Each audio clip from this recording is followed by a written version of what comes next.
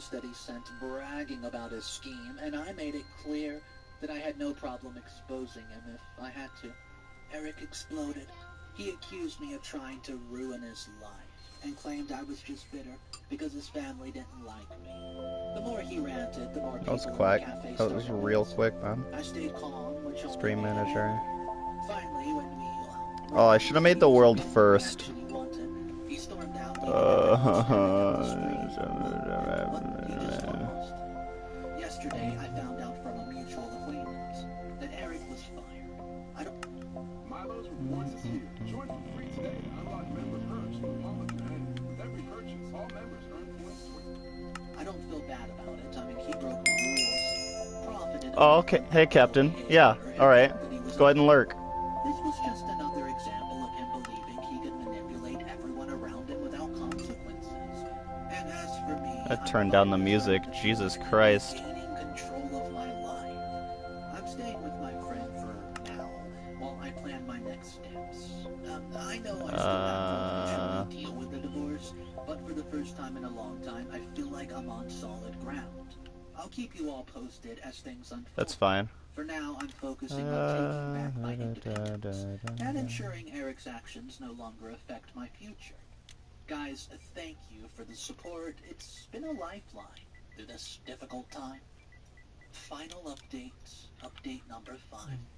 Normal's First fine. off, I owe you an apology for not updating sooner. It's been a year since my last Starting post, map. and I've been meaning to Show come back, coordinates, but a show lot's dice happened. played. I needed time to process every single thing. So guys, Media here I respawn am. radius. Yeah, Simulation I'm distance finally all the way ready to up. share the outcome of everything. Multiplayer is After off. that trip and the months that Cheats. followed, I decided to stop keeping things to myself. After the confrontation at the coffee shop and getting Eric fired, I decided to share the truth. Not just with my close friends, but our entire circle of friends. I made Wait, the is it in decision, since I know Cheats? after getting Eric fired, It is, his okay. family will surely try to ruin me Alright, with well, retaliation. create the To be world honest, I then. was unsure of what kind of reaction I'd get, or if they would even believe me. But I was shocked by how many people were horrified at Eric's behavior. Friends who I'd known for years were disgusted by his actions, and they began calling him out publicly. This quickly escalated into public humiliation for him and his family. It wasn't just about revenge. I wanted the truth to be known. Not just so that I could feel validated, but so that others would not fall prey to their manipulation. Eric and his family... Water breathing. If only auto waterlog wasn't a thing. But once people finally started speaking out, it became clear just how toxic their dynamic was. The fallout was swift, and they lost a lot of respect in the community. Meanwhile, I've been quietly processing everything. Also, while I was still staying with my friend, and after carefully considering my options moving forward, especially my housing options, I also started processing my divorce. It was one of the hardest things I've ever made. But looking back, it was the right one. I had to take control of my life and my future, and staying in that marriage would have only kept... I was about to say, is it gonna keep being that laggy? Because if that's the case, then... Well, the divorce process, it was draining. Kinda sucked. But alright, it looks like it's mostly gone. That's good, that's good. Well, no amount of money could undo the stress. Give me... It gave me financial freedom I needed to Give me... move on. Oh, spruce. Nice. I'll go grab some saplings, actually. Excuse me. Hmm? I burped. That sounded funky. Listen, if y'all are still making coffee the old way, No, I that's won't be fine soon with enough. me.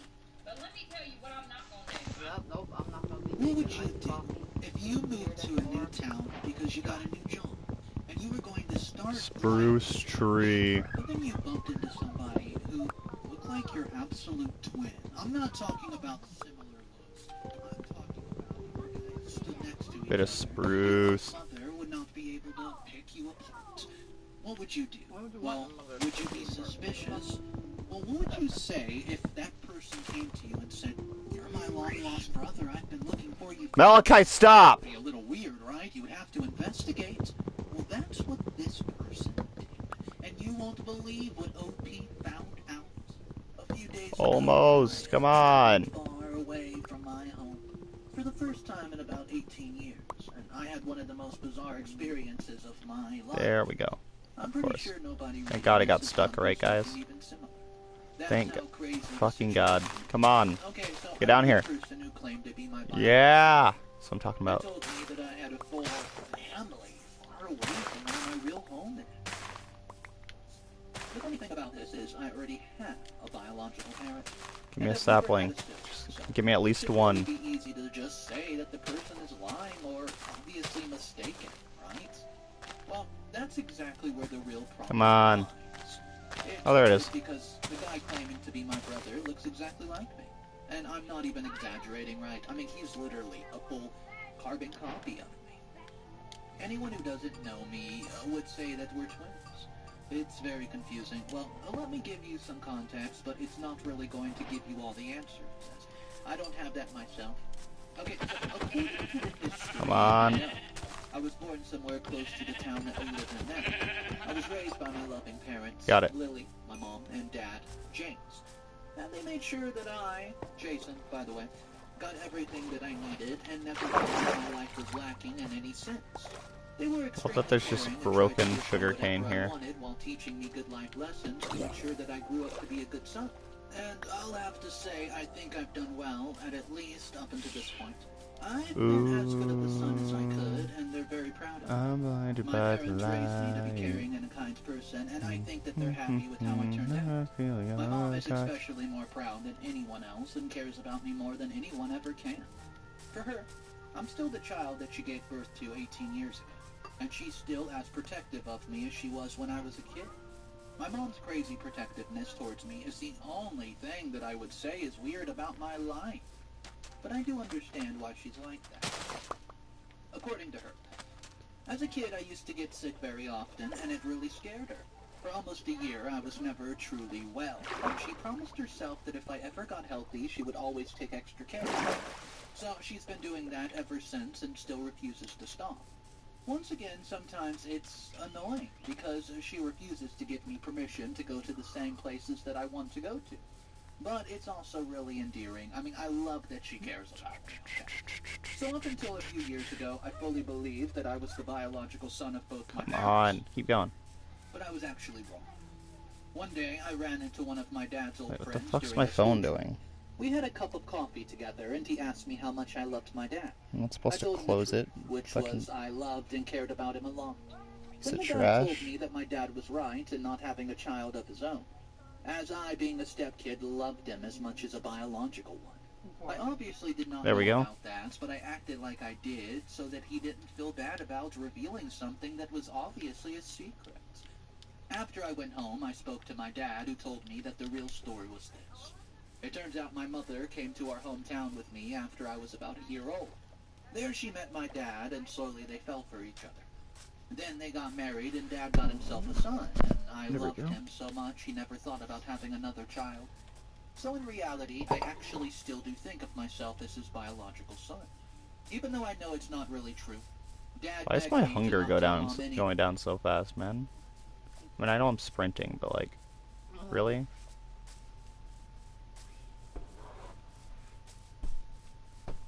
Baby cow.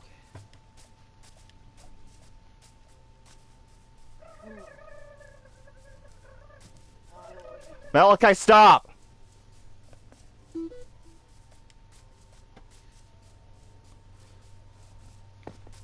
There's one. Don't get stuck.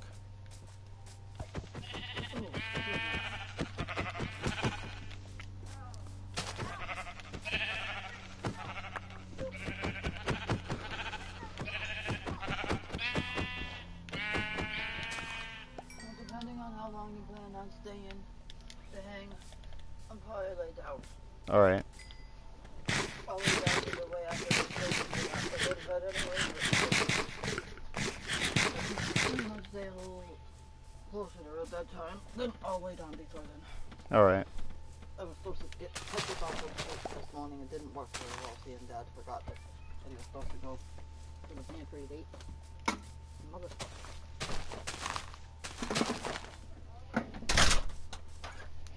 We didn't plan on getting up until 10:30. But yeah, Ilana reminded us about the whole pantry thing. So we've done up since then. So yeah, I'm still a little sleepy. Oh. Sleepy, sore. I'm sorry. No, this whole weather was seriously hurting.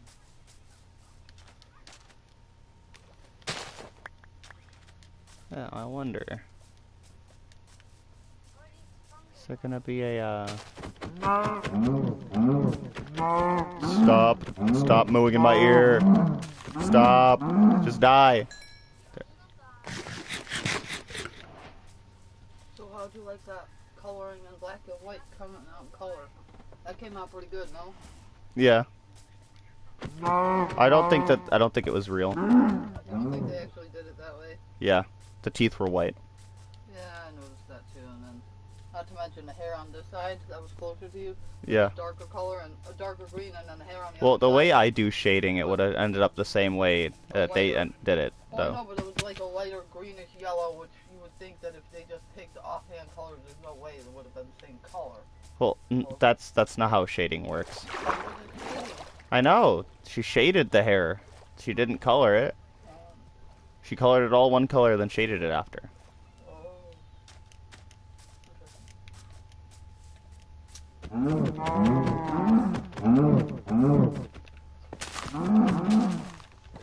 It'd be cool if the game would stop lagging. That'd be fantastic, you know?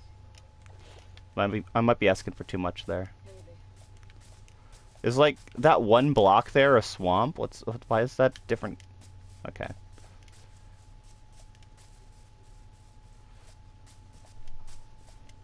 Alright. Because she had worked hard to hide the truth from me and didn't want me to know where I came from. Apparently.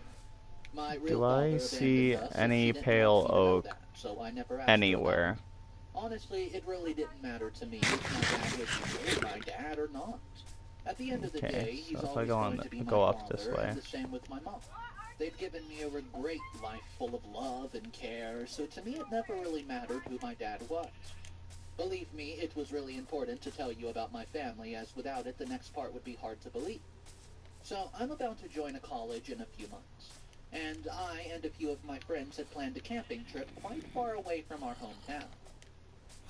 She stared at the letter in her hand. Her hand was shaking so badly as she looked down at it. It had been 6 long years. This is a decent dark oak forest. Am I gonna find a wooden mansion right I've near never traveled spawn? anywhere far, as Mom never let me, and I think I've already explained that one. Oh, an Except for azalea school trips, of bush. course, You know and what a that rare means. vacation with my parents, I've never really traveled. I really wanted to go somewhere far, even if it was only for a week. So I and my friends planned a trip, but Mom immediately said no. I then had to spend over a week convincing her to let me go. After a lot of trying, she finally said yes, and I was so happy. We went home, and a few days ago, we reached where I currently am now. It's kind of a famous camping Alright. spot that's known for its sunrise, sunset view, and it was pretty crowded. We camped a little further ahead, and we're having the time of our lives.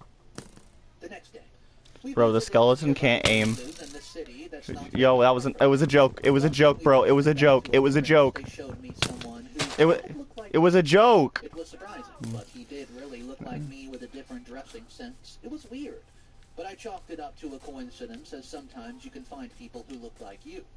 The next day, the guy noticed me and immediately came to talk to me. He looked like he had seen a ghost. Watch your and jet, the bro. closer he Watch your came jet. to me, the more I noticed that he looked exactly the same as me. It looked almost impossible. I thought he was amused by how similar we looked, and he asked me what my name was. I told him. Well, he introduced himself as Percy, and told me that he was my twin brother. Percy I Jackson? just laughed, believing it was a joke, and I told him that, well, we did look alike, but he was completely, not serious, right? He then starts telling me how his identical twin brother had vanished, or in truth, been taken by someone closer around the age of 1. And he and his family have been Yo, looking for what's that up? person ever since. They had kind of lost all hope after looking for him for over 17 years. Honestly, it sounded really sad right from the start, and I can't even imagine how it feels to be in their position. He almost started crying as he fully believed that he had found his brother. It was extremely hard to tell him that it wasn't possible Me? that I could be his brother. I calmed him down and told him that I was born and raised very, very far away from Hello. where he said that this was home. And that even though we looked really alike, I was not his twin brother.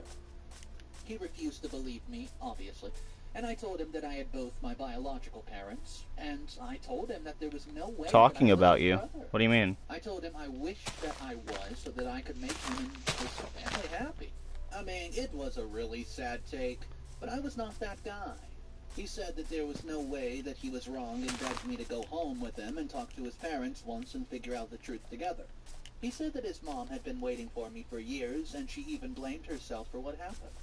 It almost made me tear up, but I told him that I wasn't the guy. Well, after that, for the last few days, he just keeps telling me that I'm his brother, but I just kept refusing, and it really starts to feel bad. I want to help him, but I Don't can't. think I said He anything. has been refusing to tell his parents anything until I agree to go with him, but that's not happening. We're going back home tomorrow, and I just feel bad that I'm not the person he's Genuinely looking for. confused. I just wanted to see if you guys agree, and if I have done the right thing here by making it crystal clear that there is no chance that I am his brother. Update number 1. Well, it's been about a week since my last update, and I'm just sure a lot of you guys are curious as to what happened. Oh my god. Of course Talon is singing when I'm fucking trying to stream. But I was wrong. Hey Tiana, you can't sing while I'm streaming. You can't sing while I'm streaming. You cannot sing while he's streaming.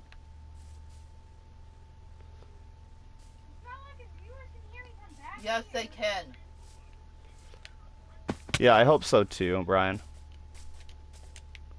be so cool. So before leaving, obviously, Percy came to talk to me and begged me to talk to his parents one last time. I told him that I didn't feel good repeating this, but I'm not his brother. All I could do was wish him luck while he kept saying that No, I'm not gonna if I didn't know sing. myself, he knew that I was his brother. I wasn't mad at him for trying or anything. Let's as try I not did to get even copyright understand claimed, what must be okay? going through his mind. For him, he has finally found his missing brother, but I keep refusing. I felt really bad. No but I knew copyright that I claims was on doing me, the right please. thing. We don't like Well, copyright. A lot of you guys told me that I was wrong and I should actually help him by talking to his mom and dad, even if I didn't want to admit that I was double adopted. Double adopted is the only term where people were using as they believed that my mom adopted me, and then my dad.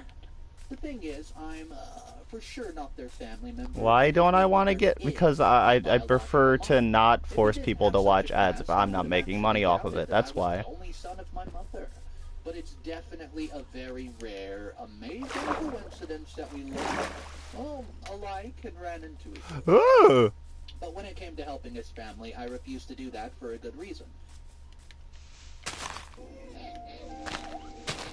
I'm not making money yet, but I'm one follower off. Once I get one more follower, I'm able to do the last couple things I need to do to start making money. I can do that for a few weeks maybe, but then I'll have to go back to my life. I can't keep playing the character of a lost son when I already have my parents and a life of my own. So how would they feel that Really? not only Just eat the was fucking their thing. son's lost, but the one they found was not even theirs and was just pretending to love them? I'm famously not a person who has really bright ideas, but I don't think that's a really good one.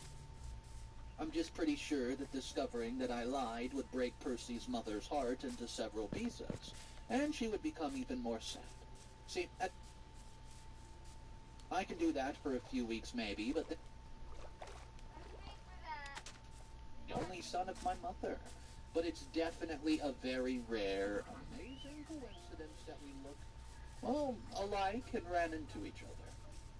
But Yeah, when I it hope came so down to his too. family, Thank I you. refused to do that for a good reason. Let's say I agree to play pretend with his The rest of parents this stuff and is act really like easy to do, so I'd be able to do for a that few weeks maybe, but just then fine. I'll The have only to go back to problem my life. is the getting I one can't more keep playing follower the thing, you character of know? a lost son when I already have my parents and a life of my own. So Quick, how Brian, would make they an alt feel account. that not only was one of their sons lost, but the one they found was not even theirs and was just pretending to love them. I'm famously not a person who has really bright ideas, but I don't think that's a really good one. I'm just pretty sure that discovering that I lied would break Percy's mother's heart into several pieces, and she would become even more sad. See, as much as I want to make a family happy, that's something that I'm not willing to do. I can't even imagine 10% of the pain that they've been going through, so obviously I don't want to make a joke of it. Now, I hope you guys understand why I refuse to help. Percy wants me to help simply because he fully believes that I am his brother, but I know for sure that I'm not. But still, after I came back home, I decided to talk to my mom and ask her the truth. I did this just so I knew everything about my past, and there was no chance that I could be related to them. I wanted to make sure of the sake of Percy and his family, so I spoke with my mother and asked her if I was adopted. She was very surprised at first and then told me that she had hoped that I would never figure this out. But I did. She then told me almost the same thing as Dad, but with little more detail. So after she moved into a close town, she fell for a guy. He got her pregnant, but as soon as she decided to raise the child, the guy abandoned the both of us. But Mom was not afraid, as she was willing to raise me herself. And she did for about a year, and then she met Dad, and here we are now. Well, after that, I was more Take sure me of on a life. journey. But Percy refused to give up. He has, for the past few days, sent me the childhood photos of him and his brother and their parents. Turns out one of my friends felt bad and gave him my number. I don't know what to do with him. I spoke to him and asked him to stop. L friend right there. He refused.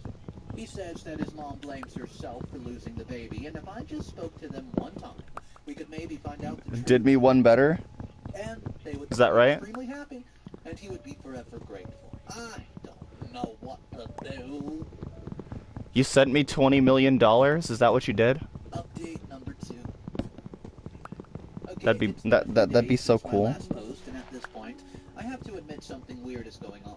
I've been telling myself that all of this has just been a nightmare, but I cannot wake up from it, because whatever is happening cannot be real. Let me explain. During my last update, I did not mention Alright, now that I have something enough because I wood, believe that let's if I go into had, this you guys cave. would not stop believing Percy Actually, instead of me. let's I make just wanted to get a, people on my that is not side, the as button I most wanted to of you press. guys were Let's telling me make that I was his brother, and that fucking coincidences tools like first. this simply don't happen. I think I mentioned that Percy was sending me some childhood photos.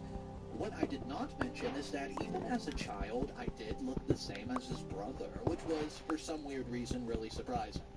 Since we look exactly the same now, you would think that it would not be shocking to see me as a child looking like him and his brother, but it really shocked me.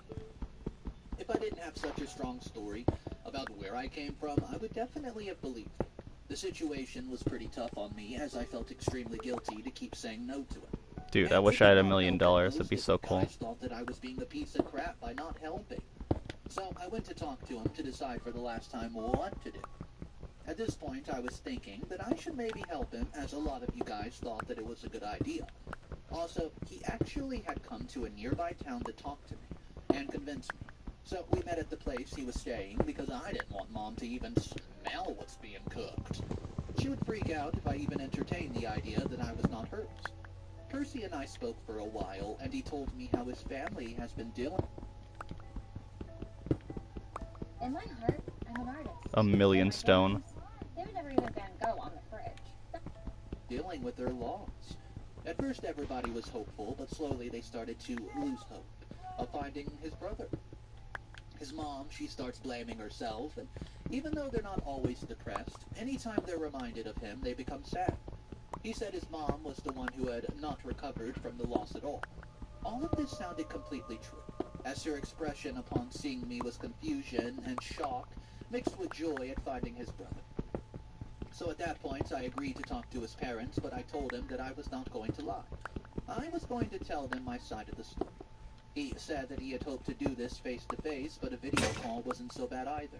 He just wanted to see his mom's smile. 60 durability, His huh? parents were busy, so he just kept showing me more and more photos of his past. And this is when I saw something that blew my mind.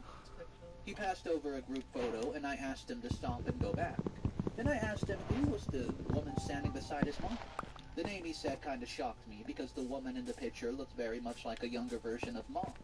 And he said that was his Aunt Lily, which is my mother's name. He said that his Aunt Lily was his mom's best friend, but they have not been in contact for a long time, and then I showed him a photo of Mom. He couldn't believe it. She did look like his Aunt Lily aged up a bit, and the woman in the picture did look like my mom. Well, we canceled the idea of the call immediately, because this photo complicated things. I've thought about it, and since Percy doesn't know much about Aunt Lily, I'm going to visit his parents and find out. I don't think this is such a bad idea, as either this is a coincidence and this will help his family, or my mom has lied to me and I'm going to find out a truth. I hope it's just, a coincidence that just doesn't repeat itself again. I'll let you guys know exactly what I find out. Update number 3. I can't believe how my life is going. There's a high probability that my mom is a criminal, and I don't even know what to do. It's been a week, and let me tell you what happened. So, a week ago, I told you how something even weirder happened than me running into someone who looked exactly like me. It was me finding out that his mom was best friends with someone who looked like a younger version of my own mom. So obviously, there had to be or literally God had to be making these coincidences. For the first time in my life, I lied to my mom about a friend's emergency to travel with Percy to find out the truth. Mom loves when I help people, so she let me go. Oh my God, man. I wanted to ask her the truth first, but I think if she really wanted to tell me, she would have. And at that point, I was still thinking there was some explanation. Before seeing Percy's parents, I got really nervous because I didn't know what to expect. Percy said that everything has been going fine, and we walked to the door. His dad opened the door and immediately starts calling for his mom. Percy's mom almost fell to the ground as soon as she saw me, and she hugged me very tightly and cried nonstop. It brought tears to my eyes, but I didn't cry as my mind was focused on something else. After the small reunion happened, I told his mom and dad that I had something important to tell them. So I first apologized and told them everything that happened to me this past month. I also fully told them that I didn't want to believe that they were my parents, but at this point it was becoming more and more tough to not believe it. She then asked me who raised me and where, but first I told her I had some questions of my own. Percy showed her the photo and I asked her who Lily was. She told me that Lily was a dear friend who moved away a few days before her son passed, or should I say disappeared. Lily did not really contact her, and she missed her a lot, but did not know where she was. I then showed her the photo of my mom and told her, well, she raised me. And Percy's mother was shocked. She immediately turned to anger as she realized what had happened. She didn't ask me what my mom was. Why had she taken her child? I told her that only she had the answers to this question. I wanted to immediately go home and find out for myself, but Mom asked me to stay for a day more, as she wanted me to stay close to her for a little while. I have not slept the past 2 nights because I can't believe that all this is true. My mom cannot be a criminal, and I refuse to believe that she stole me. I guess we'll find out soon. Percy and the family wanted to go with me too. I'll let you guys know what happens. Update number 4. Hey guys, it's been a few months. I apologize for the wait. Ah, yes. Best food, definitely. A few days after my update, I came back home. But before that, I spoke to my father, and even though my gut had been wrong before, I knew that Dad had no idea about all of this, and I wasn't going to just surprise him with it. So I met him before going home and told him everything, and of course, having Percy there was in a way the best proof, and Dad obviously could not believe it. Oh shit, diamonds, that's crazy. I was curious to know why Mom did Oh, I what guess she I'm did. setting up right here I wonder then. what her side was. So, both Dad and I wanted something that Mom wasn't going to be able to give us. An actual explanation. Then I went home and asked my mom to tell me the real truth. I asked her to explain why I met my twin brother and why he had a photo of it. She got Oh, really shit. by that, but she held her ground and said Fuck. she had no idea what Now I don't have any coal. I tried one last time, hoping she could finally explain. At least But the when she diamonds still are okay. refused, I called in the whole family, and as soon as Mom saw Dad with the rest of Fuck. other family, Percy and his parents, she became pale like a ghost. Percy's mom immediately got mad and asked her why she had done that. She said that Lily, she knew, was a friend and not someone who was capable of something like this. My dad also asked the person he loved more than me why she had done what she did, and then Mom spoke. She said that she was really jealous of my biological mom's life and always wanted to be in her place. When she even took the guy Mom desperately wanted to date. She promised herself that she would do something about it, but she couldn't, and they got married and were even blessed with twins. Unable to see her living happily, Mom decided to leave the place and move away. About a year later she did, but not before she took something from her. Mom felt like she had taken everything from her, so she wanted to make her experience how much it hurt Oh my when God, man. something important was taken from you. So she took one of the twins, me, but she made it so that she would move well before anything happened and then take me after a few days so that she could not be seen as a suspect. Plus she had moved far away to her uncle's place, but a few months later the uncle passed away. Then she moved into the town where she met Dad. Also, even though she wasn't intending to exactly raise me, she fell in love with me and starts thinking of me as her own. She explained that she wanted to tell me many, many times, but couldn't. Then she starts getting mad and said that Percy's mom had even come here to ruin things. I caught Mom before she lunged into Percy's mom. Oh my God. And then Mom got arrested. Seeing Mom arrested and later sent to jail for years did not feel good at all. I hated it, and even though Dad didn't say anything, I knew that he was even more hurt than me. After everything, Percy's parents asked Diamond. me, even offered to send me to a great college nearby, but I declined. I obviously told them I was going to visit from time to time, but I've decided to stay with my dad. I do see them as a family, but for me, my dad is my only Where the fuck parent. was the diamonds I again? wish my mom Oh, had up not there. done what she did, and I wish that I could go back to the life I had with you.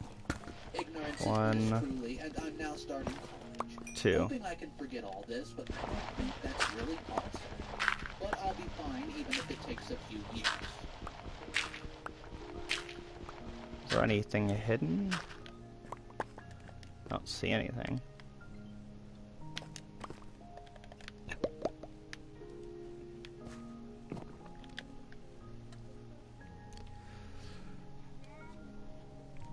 One more. Come on. I have something for you. For me. Got it. Okay. Well, I just exposed my best friend. But you know, it took a long time to get to this point because I've known this best friend since I was in 5th grade. My entire life, I've never trusted someone so close. I mean, she's really like my sister. And to think that someone like this would be the one to stab you in the back, betrayal, it's the worst. Well, you know what? I'm not just going to sit back and take this. I'm going to do something that I don't really like to talk about because I don't think that it's necessary. The word is revenge, and you know what? Okay, let's get to it. I Alright. need some serious advice. A person I loved as much as my parents and trusted more than myself betrayed me, and I don't know what to do. My whole world is turned upside down, and I've been asking myself if I should just burn her world down like she did with my relationship. I'm really not a benign female. There's iron there. Oh shit. Okay. I guess my former best friend Alice, same age. Alice and I became buddies during 5th grade, and we've supported and cared for each other ever since. People say female friendships are not as great as male ones, and I used to think that they were, I don't know, we were the perfect example to tell them that it's not the case. No, I don't get it, but now my own friendship has served as a reminder to me that we women cannot really trust our friends as much as men. Okay. How deep the bond goes. From the time we became friends, Alice and I were inseparable. We literally grew up together.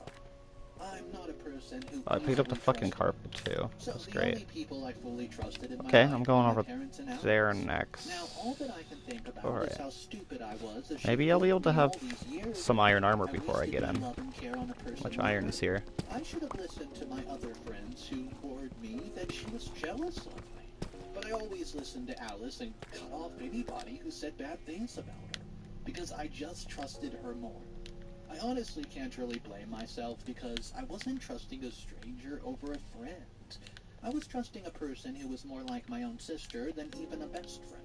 Let me get to the point.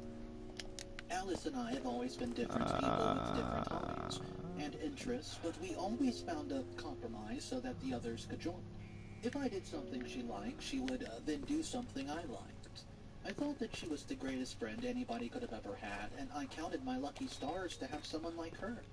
We did our college together and even worked side by side for many, many moons, until I decided to follow my dreams and open up a cafe. Before any of this happened, I thought of Alice Ooh, as more the most diamonds. loyal, loving, caring friend in the world. I'd never seen a bad bone in her body. She could sometimes be protective of people she loved, but nobody could say that she was a bad person. Or I guess that's what I made myself believe because of the love that I had for her. I remember, during our college years and the years we worked together, some friends and colleagues warned me that she was no good. But like I told back, you, Diamond. I believed her and cut them off and thought that, well, maybe they were just jealous of our friendship. Turns out they were just able to see what I was too blind to notice. I hate saying this, but for a long time, Alice has been jealous of me. I don't know when or what started it, but that's been the case. More diamonds because over there's there, no good too. reason Look for at her that. to do what she did. What others told me was right. I'm rich. And now I regret ever trusting Alice. As I already mentioned, I left my job to pursue my dreams. Rich. At that point, Alice acted like such a good friend to me that she would come I'm to my not shop seeing much directly iron, before though. I went out. She would also spend her off days in the shop helping around. Honestly, thinking about that time, I Of can't course. really say if she was pretending or not. Oh, Because shit. She's done a lot for me. But she's also been stabbed in the back. So I guess even if she really I'll be cared, something too did high. No, it's change. not. Okay. Running a cafe, it was tough, man. Especially at first, but slowly things got a bit better for me. Then one day, a really handsome man walked in and ordered. Come on. He started showing up every few days, and he kind of became like a regular. His name was Matt, the guy that I would soon start dating, and the second reason why I'm Come on. So a few weeks passed. Yeah, I got to that's what know I'm talking about. Matt a little and started liking him, and after my last relationship had gone up in flames, I had not dated for a while. Obviously, Alice knew Matt too, as she had run into him while showing up to help. But when I told her that I was really interested in dating Matt, she asked me not to. She told me that she didn't like something about him and he gave her a weird vibe. She called it her instinct and asked me to stay far away from him if I could. I listened to her for almost a month, but I couldn't really say no when Matt himself asked me out. He said that he was waiting to ask me out, and I told him that I was waiting for him. Obviously, I did not tell him anything about Alice because I had no reason to. I told myself that I was only going to go on a few dates and see how Matt really was because Alice was just guessing. And I believe her senses could be wrong. And it turned out to be that way as Matt was a genuinely great guy. The kind of face and body he had, it almost felt weird that he was very humble and nice. Also, I told Alice before Matt and I even went on a second date that I was sure that her gut was wrong. She told me that her feelings were not going to change, but she didn't try to stop me and just asked me to be careful. But anyways, like I already mentioned, Matt turned out to be genuinely a great guy, and I would be lying. Where the fuck is it? Did I go too high? He earned well and was No? just a gentleman while being a hawk.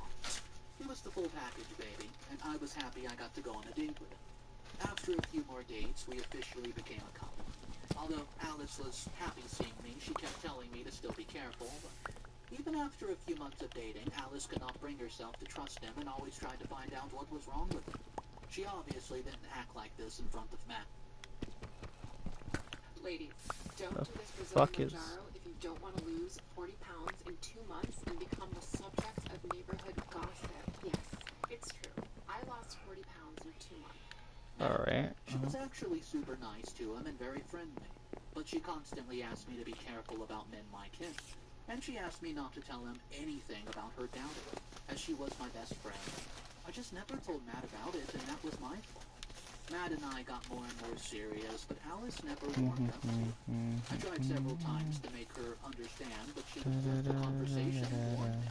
She spent months filling my head with how men like Matt would make up a fake personality to use women and how someone who looks like him has to cheat.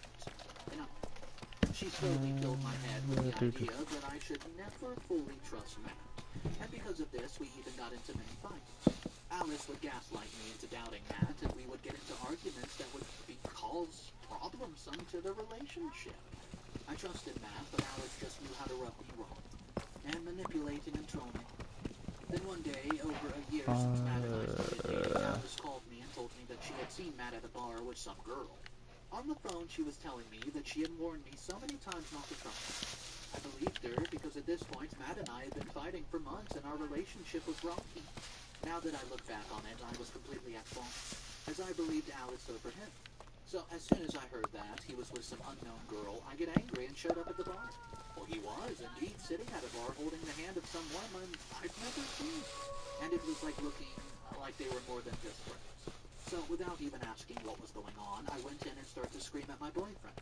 I made a huge scene. I then asked him what the hell he was doing, and when he couldn't answer, I slapped him and left. A few days later, he explained. It was Julie, his coworker, who I had heard about but not seen. Turns out she had begged him to act like her boyfriend for 20 minutes because of her ex and had made him promise not to tell anyone until he didn't. She was embarrassed and he decided to help out his friend. He didn't think that it would be a huge deal because he believed that I trusted him. But I had proven that he had made a mistake.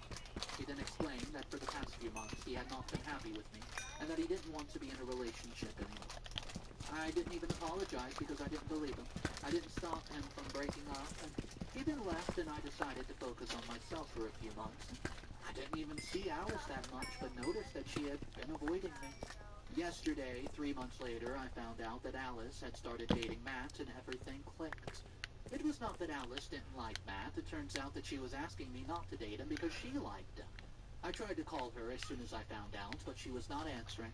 So I came to write this here. What do I do now? Best food source, glowberries. It's going to be my last post. I don't really think that I'll have anything more to say after this. Let me start by thanking the people who tried to help me. I'm very grateful. I also want to thank the people who left negative comments. It was fun to read and see how many stupid people there are in this world. Now, let me continue from where I left off, yeah? So, as you already know, I was left in a terrible dilemma, as I did not know what to do. Alice's betrayal shook me deep, and I was not even able to fully process everything. Oh shit, more diamonds? You have to understand that it was really...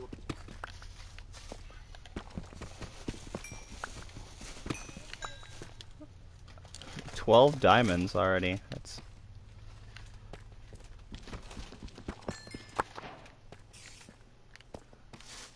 I'm just gonna take that and hope for the best.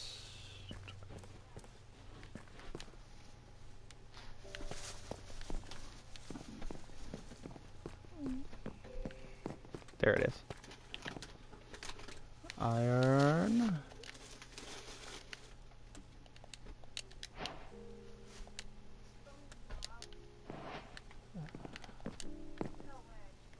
Oh shit.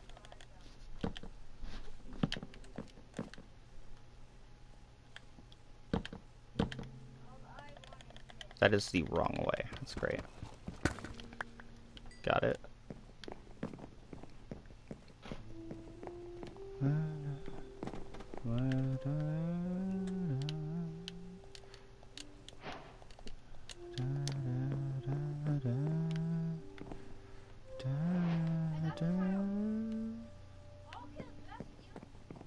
Like your own siblings stabbing you in the back at an hour. So it was not only shocking, but even though it was crystal clear that she had manipulated me and stolen my man, I still wanted to Oh believe fuck, that come there was on. more to the story. I didn't want to sound like a fool, so I did not mention No! next time that Okay, I still okay, didn't want to okay, believe that. okay. For some time, I tried to make excuses for her. I got the But coal at the obviously, very least. there could be no other reason for her to do this.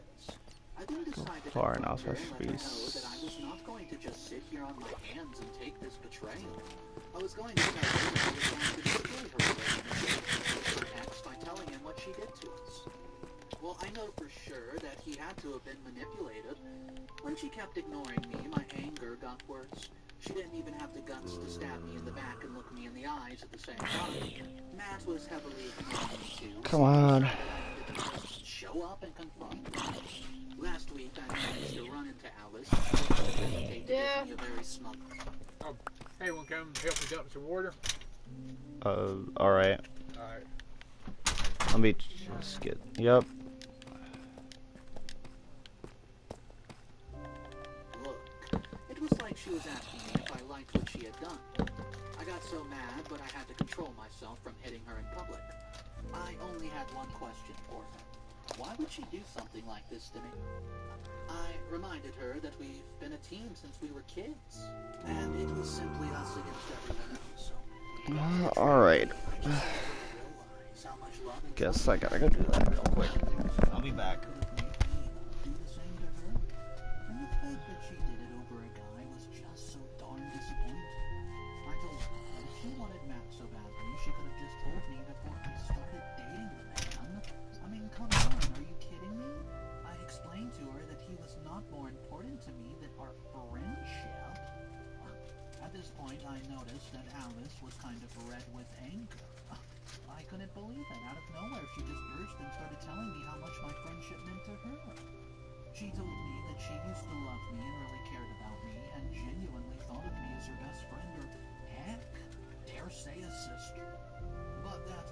she realized that I only kept her around so I could just look good. What? She said that she's always felt that she's living under my shadow because I'm more rich and I'm better looking. I explained that nothing like that has happened, but she told me that either I was still lying or I was too stupid to ever even notice. She was tired of guys that she liked only going for me, and me getting all the attention. She made it seem like I treated her like garbage and never even tried to understand how she felt. Confronting her, it made me feel worse. Now I've decided that I've just wasted my energy on Alice. She and Matt can do whatever the heck they want. I'm not going to come in between them. I'm done with the both of them. I've decided to move on and focus with my life. Update number 2. So, yeah. Hey everyone. I don't know if anyone's ever going to see this, given that it's almost been a year since I last wrote here, but here's a few things that happened recently and in the past that I feel you guys should catch up on. Let me continue from where I left off. So, if you remember my last update from a year ago, I said that I was done with this drama and I was going to move on from it. Well, it's clear that I have not moved on. But I did not lie in the last update. I did try my best to move on from all this, but I just couldn't. I spent over 2 months trying to forget what happened and simply move on, but I realized it's not really easy. It's not easy to let go of people who you've been with for a very, very long time. I could simply forget Matt, but I could not forget or forgive Alice, and the more I thought about it, guys, the angrier I got. And it did not help that from time to time I would see pictures of them going on dates and stuff. So one day I decided that taking the high road is for people who were way too good for this era, and I'm not one of them. No matter what the reason was why Alice did this to me, I didn't deserve it. I never saw her as anything less than my bestie, and it was her brain that told her everything she thought. Before even dating Matt, I asked her many times, but she never revealed that she liked me. If she had, I would have set him up for her instead. I could have given up 100 Matts for Alice. But what she did was unforgivable, manipulating me and ruining my relationship just for her to move forward. So I decided to see Matt and tell him everything, and then left it up to him to decide what to do. I then ran into Matt and begged him to hear me out. I explained to him what happened and told him that Alice had also manipulated him into being with her. I wasn't expecting him to fully believe me, but I hoped that it would at least consider the possibility in his mind. But he just got angry and asked me to stop trying to ruin his relationship. Apparently Alice had told him that I met her and threatened her to stop dating him, and I warned that I would destroy her relationship. She told him that I've been extremely jealous of them, and because she had started dating him, I had stopped speaking to her. Well, obviously he believed her over me and asked me to never show him my face again. It's ridiculous. The reason I'm even writing this update, though, is that a few days ago, over a year after Alice and Matt started dating, she came to visit me. That's right. I would be lying if I said that I was not surprised because I was shocked to see her walk into the shop. She told me that she's here to apologize for everything that happened. She said that Matt had proposed and they were getting ready to get married, but she didn't want to start her new life under the shadow of betrayal. This is really a good sentiment, but it's unfortunate that I still hate her. I told her that I didn't want her apology or anything to do with it, but she kept begging me to forgive her, and since then, for the past few days, she's kept begging me to forgive her over and over, and actually wants to be friends again. I've not forgiven her yet, but now I'm thinking that it might be a step in the right direction. This way, I could actually find a way to get more proof and backstab her just like she did to me. I'll let you guys know how this goes. Update number 3. It's been a few months. Hey, 2 months exactly, so I waited for about a week to make it look more believable, and then contacted Alice. I told her that I decided to let our past drama go, but I wasn't going to be able to just be friends again. I told her it was going to take some time, that she fully believes me. She fell for it. She was ready to do anything to get her bestie back, and then she asked to do something for her. She wanted me to help plan her wedding with her, and she didn't want to get married without me being there with her. I told her that I would be happy, but I wanted something from her. Before that, I asked her to do something for me, and I told her to tell me the whole truth about everything she did so that there would be no bad blood, and that I could just let it all go. She then said everything, and I even recorded it just in case we didn't find anything else. There she mentioned that the coworker Julie that I'd seen Matt with and exploded at the bar was not just a friend who asked him for help. She had paid Julie to do that, and it was part of her plan too. I just acted upset, but I was very happy because this gave me the second biggest proof I had. Now, in the last update, I did not mention one thing because it wasn't really directly related to me. For the past few months, I've been trying to find some proof to use against Alice, and after about month 4, I found something that I could use. I found out that Alice cheated on Matt once, or at least from what the guy told me. I have a few pictures, too. I spoke with the guy, Bran. He said that it was more of a one-nighter. Now, I didn't use the proof, and Bran immediately, because I wanted more. So I kept that in my back pocket, and then all of it happened. After my conversation with Alice, I immediately started looking for Julie and found her. I met with her and have now paid her to tell the truth about what happened that night. Guys, obviously, she just ran up and said that Alice had paid her and it would be extremely unbelievable and it would look like I was trying to destroy their relationship, but I came up with an even better plan. So I spoke to Bran. Turns out that with enough money, he was willing to play the part of a lover and act like Alice had a relationship with him for a while. So I'm planning on waiting till the wedding day and then sending Bran to try to stop the wedding, claiming that they're lovers and that they dated. You know, it's really funny. I'm genuinely helping Alice plan a wedding that I've already made plans to ruin. So I'll let you guys know how that goes. Final update. Hey guys, it's been over a month, so let me just tell you. So I pretended to be very nice towards Alice until the wedding day. She completely bought it because I wasn't being way too friendly or overexcited about it. I was just happy. Before the wedding day, she spoke to me and told me how lucky she was to have a friend like me who forgave her. She said that she was begging that her punishment for tricking me would not be a life without a friend. I'll not lie, it kind of felt bad. She said all that, but I managed to act normal. Then the day of the wedding, and I was Chad, I'm back. excited. Obviously, Max Did you miss me? actually was against bringing me here, but he lost to Alice's wish. Just before the wedding started, I know the zombies did. and Alice was shocked to see him. He begged Alice not to do this to him, and that he would not live without her. And everyone thought he was an exorcist. But when he starts talking about spending the past few months with her, everybody started looking at Alice. She jumped to explain that he was a liar, but he had even brought proof of one date. Matt was just watching in horror, but there was more to this show. Then Julie spoke to Matt and told him that she had been hiding something from him for some time now, and wanted to tell him the truth. She told him how Alice did all this, and that kind of sealed the deal on her fate.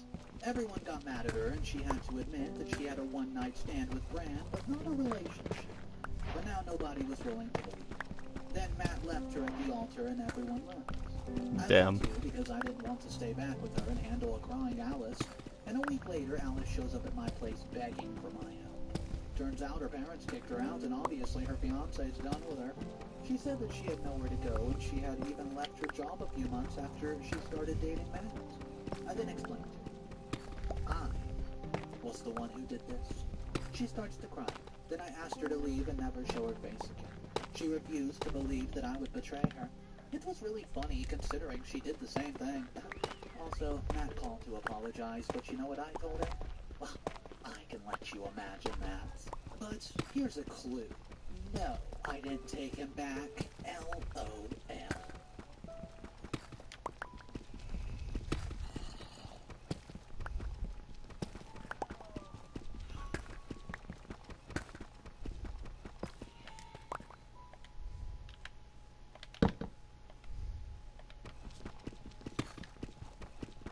Once they've blasted whatever they're after out of their little sandy hidey holes, they gotta get that food up into their tum-tums. As you can imagine, there's quite a bit of sucking involved. Look at this one. It makes a little tent over the area, so none of the good stuff gets away. But no matter what your technique, you're getting a bunch of sand coming in the front door. They can blow some of it out the gills, but places can get a bit gritty. Something to crack it open. Hello. From the back and sort of cascade over that ridge. In most species, the teeth are fairly smooth, designed for crushing. Except during mating season, when the male's teeth get all pointy. Not really for eating, it's more like a fetish thing. This is a crazy mining trip, though. Stingrays, they're even whole crabs. going with... I'm streaming. But their jaws are designed more like a nutcracker. It's kind of open and closed. Open a section, Started with stone tools and coming out with diamond. it's like a very poorly executed Fucking 13 diamonds from one trip. One cave, 13 diamonds. I know, I'm so cool.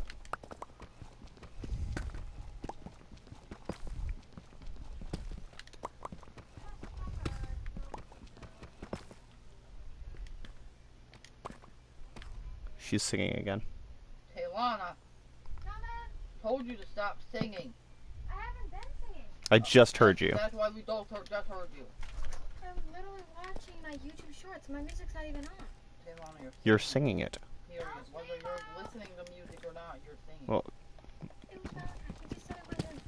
didn't sound like Malachi. Singing. Malachi sounds like Taylana now.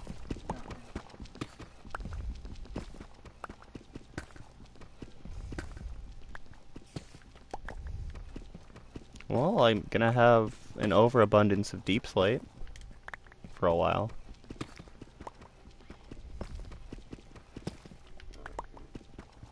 I think the worst block to have an overabundance of.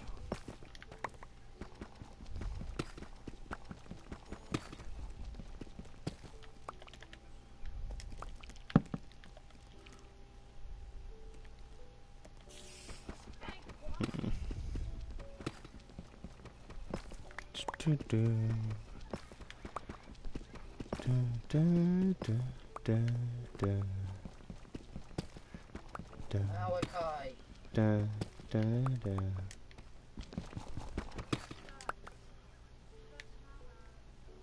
Oh. Boy.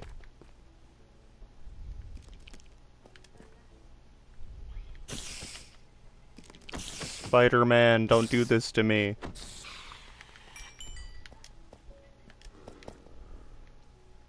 The fuck was that? It didn't sound like a fucking zombie.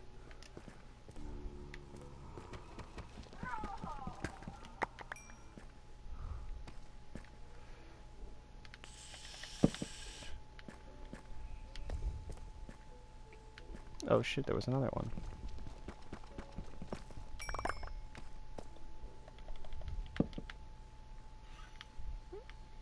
Make myself another pick in a second once this breaks. Should be able to make it to the surface with this pick. Not this pick, with the next one. Nah, with that one, the one that just broke, I'm making it straight to the surface with that.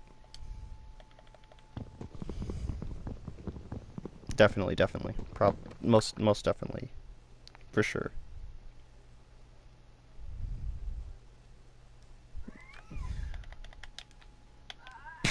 Eat the fucking berries.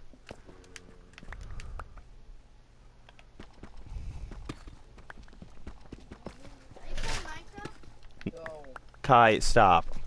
Go, I'm streaming.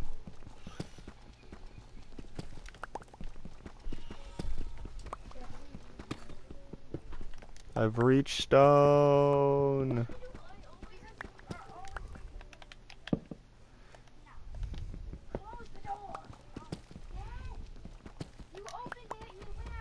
Malachi, close the damn door. Bada bing, bada boo. There's a Reddit page called Change My View. You go on there. I said to close the damn door. I'm sorry. No, you're fine. And you state an opinion that you firmly believe in. And you're like, hey, come and change my view on this. People will Is that a fucking villager I just hear? convince you why your perspective is not the best. Sometimes it leads to discussions. Other times it leads to insults where your mom is going to be called into the equation. Not my mom. Is most people, I would say, on this Leave my mom out of do this. not change their minds. They do not change their view. Apparently, there's even a few ways that you can tell if someone might be more or less open-minded to change their minds.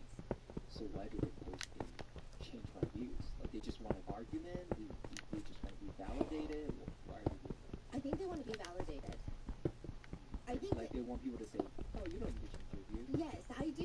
the strong group of people want to see the other side, but I think most of the arguments, you already know the other side, but you've just picked a side. So it's a passionate forum that you can browse on Reddit. There's a few things that you can tell if someone is going to change their mind or not. So for example, when the original poster uses the word we instead of I when discussing an opinion, which is obviously very separate from gender expression, but when they say things like, well, we believe, well, we must not, we should believe, and this rather than, well, I thought, I believe, my perception of things. So referring to them as we plus a larger group of people, again, separate from gender expression, they're less likely to change their minds. Because they almost feel responsible for that whole large group's opinion. They feel like the representative of that group. Right. And if they waver and change their minds, what does that mean for the rest of the group? Yeah. There's also stubborn language that you can detect. This is also in real life. If you are talking to someone and they use words like, well, anybody, anyone, I'm certain, certainly, or there's nothing, don't even engage. They're not going to change their minds. On this forum, there's a lot of debates on politics, the economy, whether or not Epstein actually died in prison. I mean, pretty much anything that you can think of is on this Reddit forum, including debates on the show, To Catch a Predator. Have you seen the show before? Yeah, I feel like we talked about it briefly. Yes, so this show was around for a few years, back in the early There's a lot of 2000s, dripstone in and these it's caves. still Like, relevant in pop culture it's today. kind of scary how It much was a there show is. where a host, Chris Hansen, he would have all of these adult decoys. They're adults, but they pose as not adults on the internet. They pose as 13-year-olds. They start messaging strangers. They start messaging 50-year-old men on the internet. They say, hey, come meet me at this house. This safe house is then wired up for audio and video. Everything is recorded. They step into the house. They sit down in the kitchen thinking that they're going to engage in illegal activities, but instead, Chris Hansen pops out and is like, hi, I'd like to ask you a few questions. Hello, my name is Chris Hanston. I'd like to ask you a few questions. The police come in, they're waiting outside, they arrest the people. Yeah. I mean, dozens of threats have popped up over the years on Reddit, and it's a debate on whether that show is morally corrupt or not. So one would read, change my view, To Catch a Predator is a morally corrupt show. Many of these people's arguments include, let me be clear, I don't think that the people on the show should go unpunished. I think that they should. But also, the show just teaches predators to be more cautious with their crimes, which would put actual victims at risk, not the decoys. Many activists have questioned whether or not the show creates a harmful narrative because most predators in real life are not strangers you meet on the internet. They're going to be people that the children trust. They also argue that the show is almost baiting the predators to commit a crime. I mean, they're lying, misdirecting, coercing the predators into falling for this trap. Another small point of contention being that I might not make it to the surface with this pickaxe. which obviously this would happen even if the predator is just charged in the court system, but now they get blasted on TV, everybody knows what happened, the family members who likely did nothing wrong, they become these massive victims themselves. But other netizens argue, change my view, To Catch a Predator is not morally wrong. There should be more shows like it. The main argument being, the people on the show turn up to that house with the intention of R-wording a child. All the show does is show them arrive, give an interview, and then being arrested. If those three events happened, why can't they be broadcasted? We can video record anyone on the public street. Why can't we do this with any other crime? Others with the same viewpoint argue, the decoys used on the show were advertising themselves as minors on hookup chat rooms and classified ads. The men who were charged during the stings deserve exactly what they got. They know what they were going into. They also argue that public humiliation and the reputation that follows them after the show airs should be expected. It's also safer for communities because it's so easy to find out, oh my god, isn't that the guy from To Catch a Predator? They argue, I cannot feel sorry for somebody who is ready and willing to do God knows what with a child. I mean, society needs to know who these creeps are. I have no sympathy whatsoever. They point to netizen experiences online of knowing someone who ended up on the show. One comment Dude. was, my friend dated someone who ended up just vanishing, disappearing. And then we eventually found out that he had been arrested for trying to sleep with an underage girl and having ropes and guns in his trunk. It wasn't until a few weeks later that we learned he was on the show, and it just kept unraveling. He had come to get drinks for one of my birthdays, and to be honest, he seemed completely normal. There was nothing that stood out to me as creepy.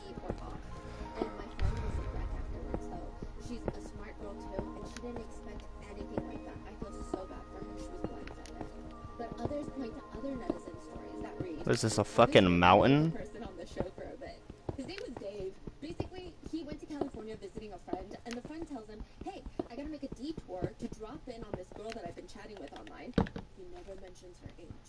And also, it's not like he could say no. Dave is already in the friend's car, and the friend is driving. So immediately, they get to the house. He regrets his decision when out comes Chris Hansen, and they only interview the friend. Since Dave just got to California, he has no idea who this person is. He never messaged the decoy, but it really sucks though, because the episodes are still available online. They don't blur his face, and actually, the whole episode that he's in has his face on the thumbnail. What? Yeah.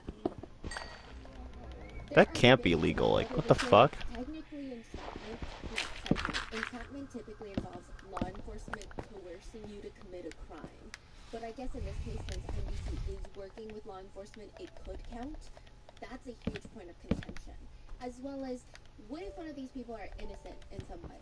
They argue that public humiliation is handed out before a trial. And theoretically, if NBC makes more money by catching predators on camera, would they be incentivized to make one seem like a predator even if they're not? Because they've invested time and resources, and now they need an ROI, a return on investment. So these seem to be the main points of contention that show up. But aside from morality, there are other issues with the show. Like the fact that the interviews that are conducted on the show are not probably admissible in court because the predators are not read their rights. Debates aside, the show To Catch a Predator ends after 3 years. The show ends for multiple reasons. One being, someone dies on camera, a prosecutor. Somebody who goes after criminals like the predators. His name is Bill Conrad. He's the next one to be caught on To Catch a Predator.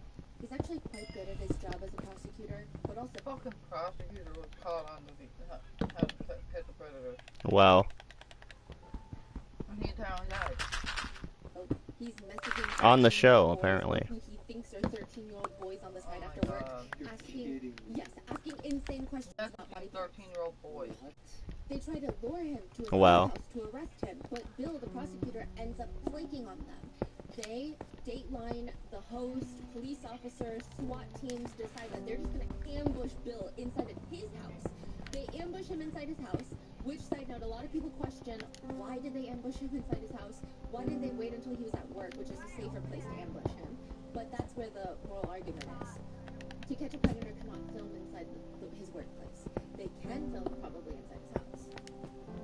Others felt like the local police department working with Dateline, they've been in hot water for not being able to do their jobs for a while, so they come in guns a-blazing, SWAT team and everything. Regardless, hindsight is 2020. Whether it's the police Oh my god. the fact that the TV It's the surface. while the police I are haven't seen it in so long. So that's what the color blue looks like. Ah! obviously not aired, but caught on That was a slight delay. host Chris Hansen. He had CSA videos on his computer. He tried to get them off the hard drives and he couldn't, and the police were knocking on his door. He knew he would face 10 years in prison for each image. But other sources state that the police ran forensics, they found no illegal videos on his computer. But he was talking to whom he believed was a 13-year-old, which was an adult. Bill's sister ultimately files a wrongful death suit against NBC for over $100 million, and they settle for an undisclosed amount. So with that, the show officially ends. But there's been this new wave of influencers. They're called predator hunters. I'm not kidding, that's what they call themselves. They're live streamers that basically do the same exact thing of the show To Catch a Predator, but in real life, in real time. They lure people online with the promise of a great illegal time with a minor. They show up to the designated meeting spot, typically a motel or a parking lot, and the confrontation is live streamed. That is crazy. Like, also very, very dangerous. It is. Some netizens think it's bad because most jurisdictions might not take it seriously. Not that it's not serious, but there's so many legal implications on the influencer to the DA who is trying to take the case after the influencer catches the predator. The evidence could easily be thrown out by the judge considering how it's gathered. I mean, others argue, yeah, well, the justice system doesn't do much to predators anyway, so at least their faces are out there. Many netizens believe it to be peak vigilante justice, which is kind of what starts unraveling in Wadsworth, Ohio. A 50-year-old man calls the police In fact, he says it was carjacked. That he was just driving in a parking lot one day when this man, comes up to him and is like, hey, I need a ride to the hospital. I'm not feeling well. And then all of a sudden, he just opens the driver's seat door, slams him out of it, gets into the driver's side, and steals his car, jacks his car. The police ask him, what parking lot were you in? They run the security cameras. That doesn't make sense. Because your car was not jacked by a random stranger. Your car was jacked by somebody that was in the passenger seat. So explain that. You were with the person that jacked your car. How do you say that you don't know who this person is if they're already in your car? He changes his story. He says, you know what, I was actually very embarrassed. I'm a 50-year-old man and I work at the local church. I met this guy on Grindr.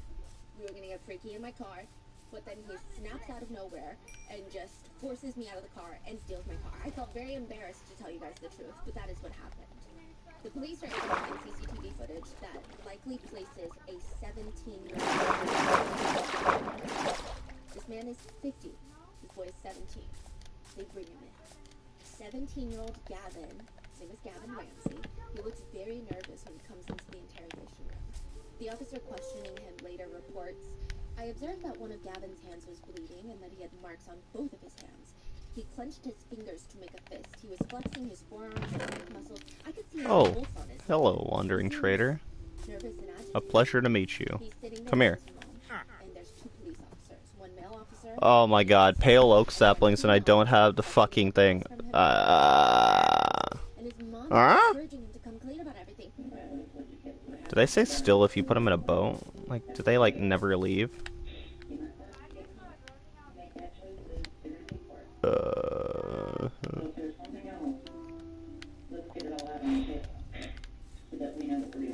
Yo, wandering trader, I'm here to kidnap you.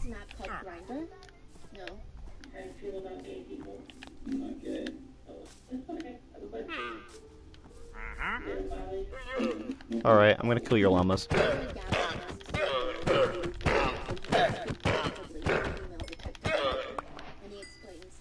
Alright. Congratulations, you're now my hostage.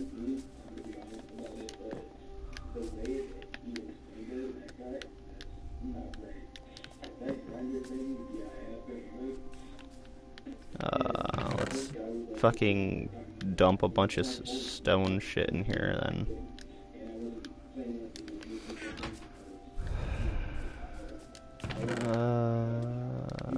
If I grab another furnace.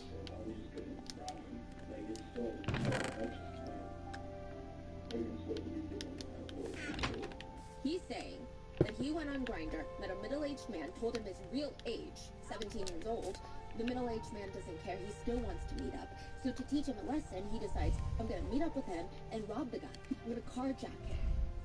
He argues it's technically not the worst plan because what kind of middle-aged 50-year-old something man even willingly meets up with a 17-year-old to do intimate things with to begin with? If anyone deserves to be robbed, it's going to be him. Right?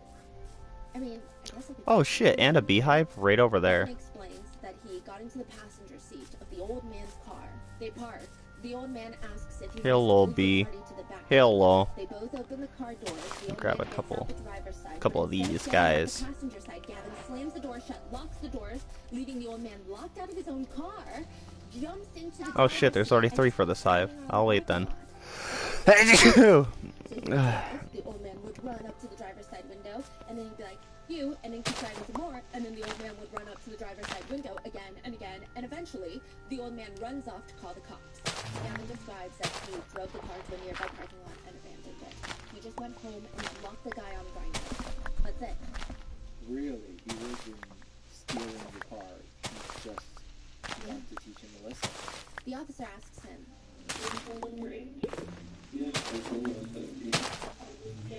No, that's not it. Like, I didn't have any plan to say it was just for him being that guy for the person to try and get with the child. At what point did you tell him? Over text. And that's why I decided I'll make myself a couple buckets real quick. And some iron armor, maybe. I think I blocked the guy too, but like delete him completely, like out of. I can't search him up for anything. Why would you want that?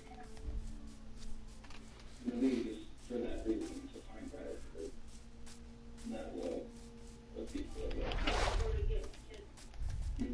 Like, karma's good. Like, if you're gonna do that, I've been standing on the edge of the water.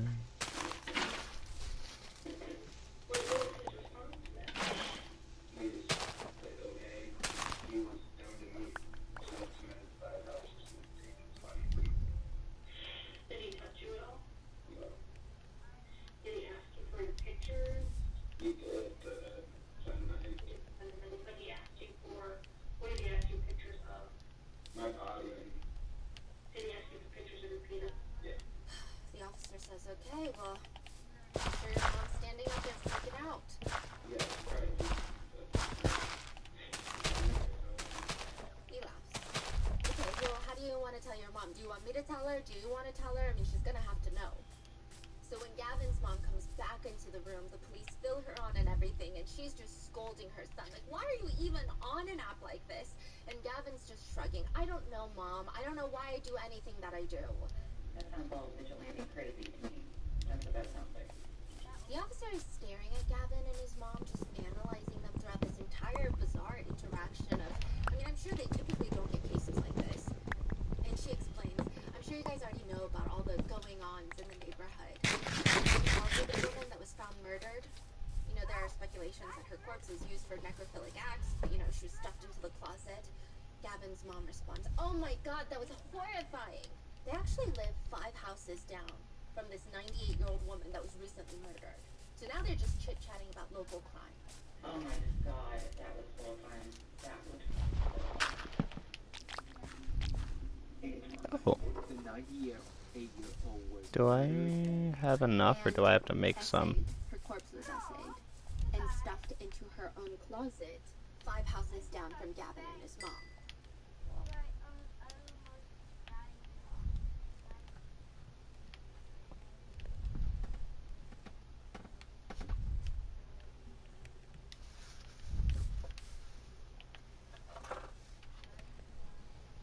Make shears. I don't think I have any flint. Oh, that's fine. There it is.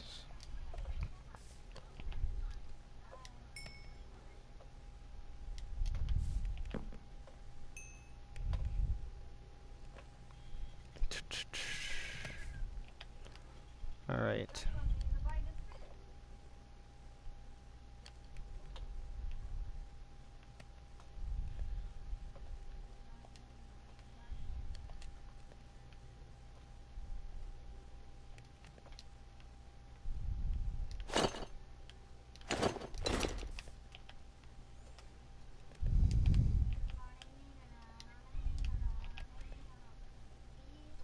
Might need more sticks, I think. Alright, make one of these.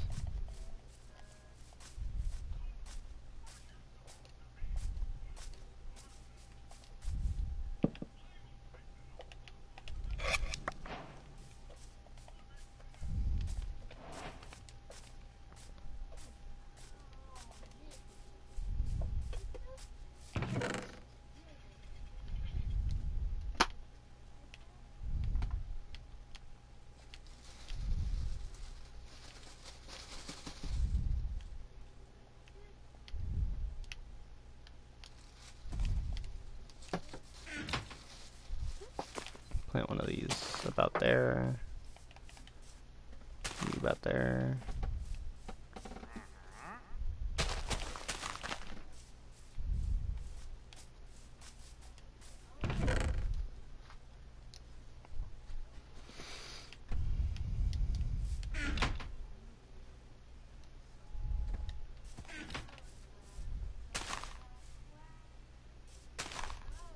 So now they're just chit-chatting.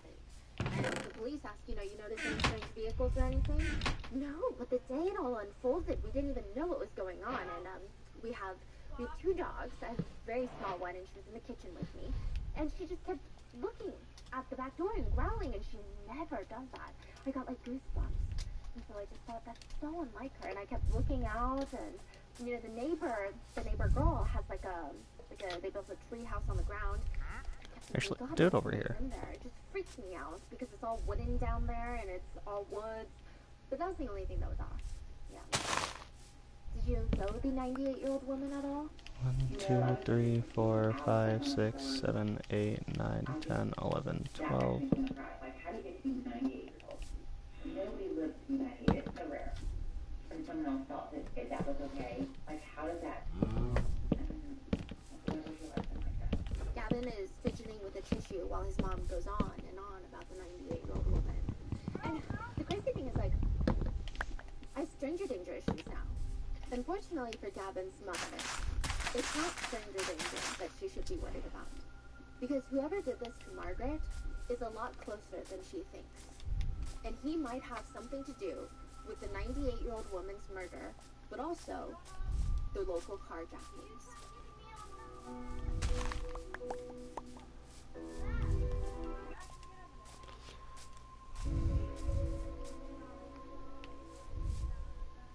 We would like to thank today's sponsors who have made it possible for Rotten Mango to support the Joyful Heart Foundation, whose mission is to transform society's response to SA, domestic violence, and CA, and support survivors' healing to end this violence forever. This episode's partnerships have made it possible to support Rotten Mango's growing team, and we'd also like to thank you guys for your continued support as we work on our mission to be worthy advocates. As always, full show notes are available at RottenMangoPodcast.com. A few big disclaimers for today's case. This case is... It's not what I wanted to do, but okay. My stylist tells me that I'm a rustic rebel. The results really surprised me. I knew I was contemporary, but I... quite graphic compared to some of the more recent cases we've been covering. It involves graphic descriptions and mentions of SA towards some of the most vulnerable populations. So please watch this with your own discretion, and if it's ever too much, take a break, go outside, and I'll see you later. Necrophilia is rare, they say. It's hard to say exactly how rare necrophilia is because most people who have necrophilic tendencies do not come forward with them. But perhaps it's common enough that some experts have created 10 different classifications of necrophilias. Class 1 necrophilia do not see corpses, but they're just aroused by the fantasy of having intimate relations with one. They might engage in consensual adult activities where one partner pretends to be the other. Class 2, they will only commit necrophilia because of emotional attachment. For example, in 2013, a wife was found sleeping next to her husband's decaying corpse for a year after he passed because she just can't let go of him. Then the classifications progressively get more severe from there, with Class 9 being homicidal necrophilias, individuals who commit murder to obtain a corpse for sexual purposes. Then you have Class 10, individuals who are only attracted to corpses and will continuously kill to obtain corpses and cannot perform sexually without a corpse. One self-identifying necrophilia goes on Reddit and explains what it is. And they write, the reason I'm interested in this is because of their passivity, the amount of losing possibility. For some reason, the ability to stay there and learn to work and I can't reflect on enough.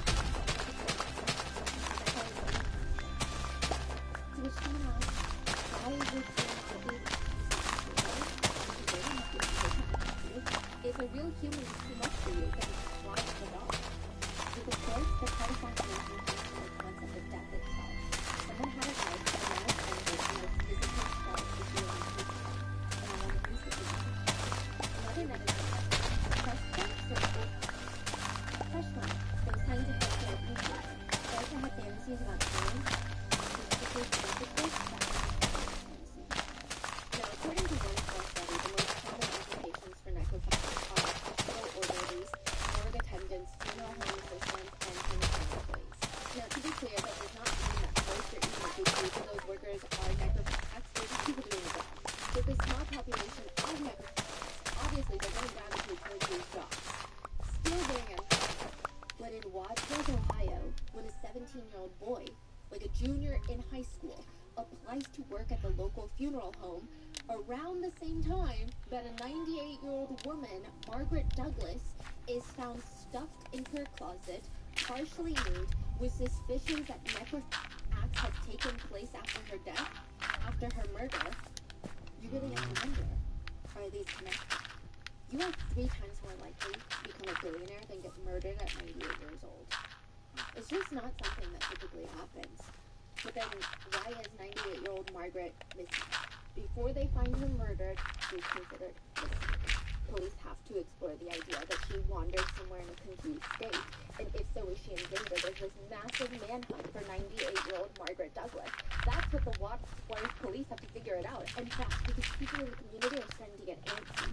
They went through and checked all the neighbors' backyards, the sheds, nothing.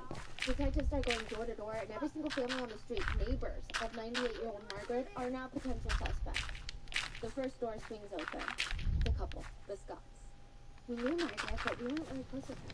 We kept her with it, but every time we spoke with her, she would tell us that she was a different age. But she was strong enough to take her own trash out, and she would grab her mail and paper. Did you see any strange cars parked outside? No, we didn't. Sorry. The next neighbor, Eric. I mean, the last few days, I did think it was strange. Her porch light would normally be on, but it's been off the past few days, which I thought was weird. But I didn't see anything else. The next neighbor. I did see something. Well, I'm not sure. Maybe it's nothing. What is it? Well, sometimes I saw the Spectrum trucks in the area. But that's it. Okay, well, thanks for your time. The next neighbor, a burly-looking man, like a muscular dude, steps out into the porch. His arms are crossed. His energy is very hostile. The police feel like he's not going to be helpful. But they start asking him questions, and he oddly gets a little too chatty, very chatty. We've lived there for like 18 years, and I'm telling you, most people are buying the homes, or the ones that are buying the homes are just converting the homes into these rentals. And look at that street down there. That one, that's a rental, that's a rental. I barely know my neighbors now. When we first moved in 18 years ago, I knew every single one of my neighbors, and now I don't know any single. And then the mailman, it was the same mailman for the past like years. I think like 15 years, and then suddenly all of a sudden it's a new mailman for the past 2 months, and now we got this guy, and I don't know who this guy is. Wait, are these all like police tapes? They're all in the incident reports. They're not taped, but all in the reports. Every single neighbor. Okay. Every single one of them is documented. And the police are even saying, yeah, we thought this guy was not going to be helpful because his body language was closed off, arms across, he steps out into the porch, and then he becomes, quote, very chatty. Very chatty. Too helpful, but ultimately nothing comes out of it, right? Next neighbor. She doesn't really have too many friends. She doesn't really attend church or join any of the other communities, but I never saw her as confused. She was very sharp even at her old age. 98?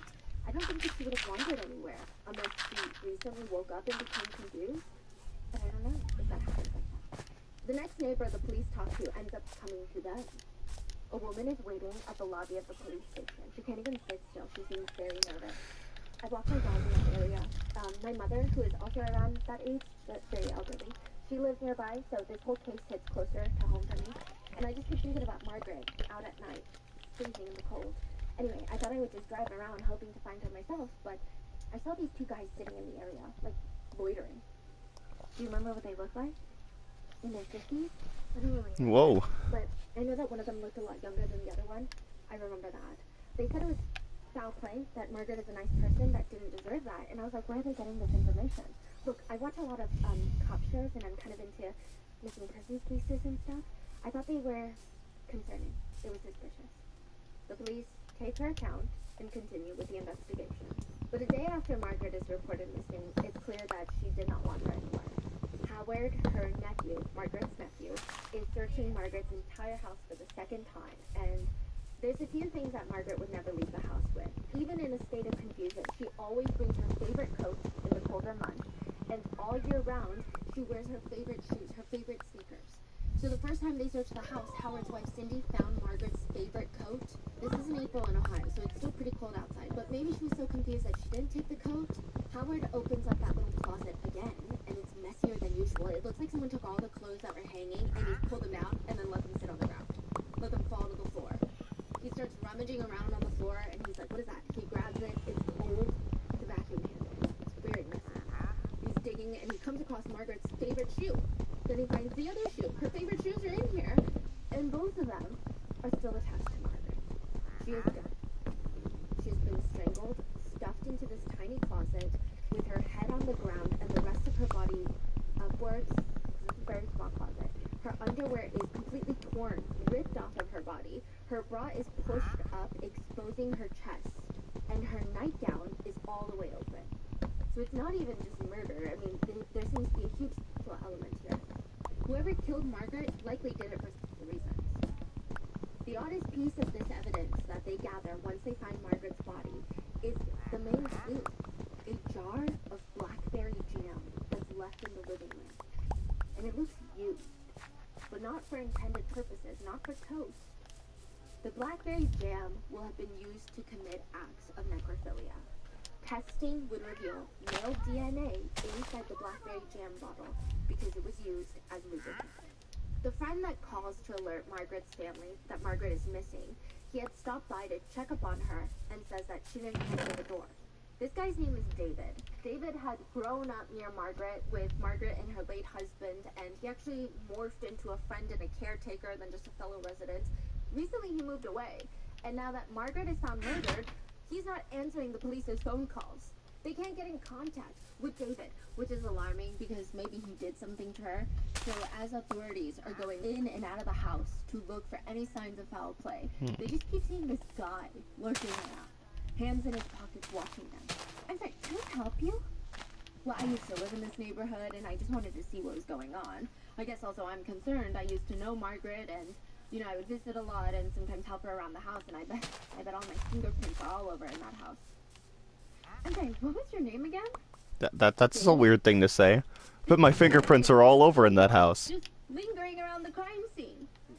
They bring him into the police station, and after a pretty lengthy interrogation, as well as a DNA test, David is ruled out as a suspect. It appears that Thank you, Justin. Margaret Thank was you. miscommunicated. The police realize, no, this guy is actually just a friend of Margaret. Thank you for showing up. Thank you for showing up. Basically. So it's not David. Then what's the other motive? I mean, what motive does anybody have to kill a 98-year-old woman? Perhaps a will. She doesn't have kids, but maybe she has relatives that would financially benefit from her death. Primarily a nephew, Howard, the one that found her body, and his wife, Cindy, are pretty close to her. Howard and Cindy. But when authorities look into it, nobody has power of attorney over Margaret. She doesn't have a will. Financially speaking, nobody was going to benefit from her death. Cindy, Margaret's niece, tells investigators. Margaret bothered no one. That's why it's horrible. I'm the only fucking person I think I've ever seen that's broken a fucking infinite water source like that. It's emotional because she wouldn't even have to. Then they talked to Howard, the nephew. Alright. And he talked Enjoy your Fallout. Margaret's body, and he said it didn't register at first. You know, the shoe he was looking for was attached to Margaret. He didn't even connect the dots. He says, I couldn't pick up the shoe, and I'm thinking, what's holding the shoe? So I took and I grabbed another piece of clothing, I threw it back. I've never seen this before in my life. I touched it, it was cold, it felt clammy, it felt like styrofoam to me, so I moved it. And then I moved another piece of clothing, and that's when I felt a part of her leg. And it felt like the same thing, styrofoam, cold, clammy. And I'm thinking, why does she have styrofoam in here? What is this? Then it hit me that basically when we left the house in a hurry, I've never seen, I mean, I'm sure you guys deal with it all the time, but I've never, I mean, to me it didn't look like flesh or skin. It's pretty obvious when you hear Howard and Cindy talk about Margaret that they would never hurt Margaret. Obviously, they are still ruled out by DNA, but there is an interesting clue left in the 911 call when Howard reports Margaret missing. He calls 911. Yes, this is Howard Leisure. My aunt lives on Portage Street. Okay. And a friend of ours stopped over there yesterday to check on it, and she was nowhere to be found. We didn't know if you found anybody wandering. No, we don't have any reports of anybody wandering. We can't find her in the house anything. We went in the house and looked through the whole house, couldn't find her. We don't know where she's at. She's 98 years old. If she lived there by herself? She lives there by herself, yes. What's her name? Margaret Douglas. And she never lost her house. The same detectives are working another case. A string of carjackings in the area. That's why they're bringing in 17-year-old Gavin to tell them what happened to the man whose car he jacked after meeting up on Grindr. Gavin is sitting there sandwiched between the male cop and his mom, and the female cop is asking him the questions. And the female detective is still again saying, you know, we've got a lot going on in the neighborhood lately, and probably more than the general public is even aware of. More than one incident. Gavin's mom is not around. Yes, okay. Unfortunately, we're trying to see if, you know, that's the only way right. Later, the officers ask them what they think should happen to Margaret's killer, since the case is all anyone is talking about in the area right now, and they just live like 5 houses down.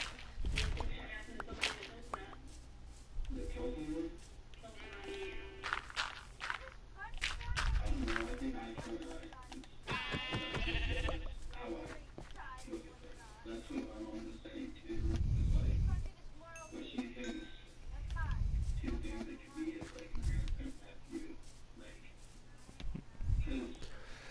Pretty good, pretty good.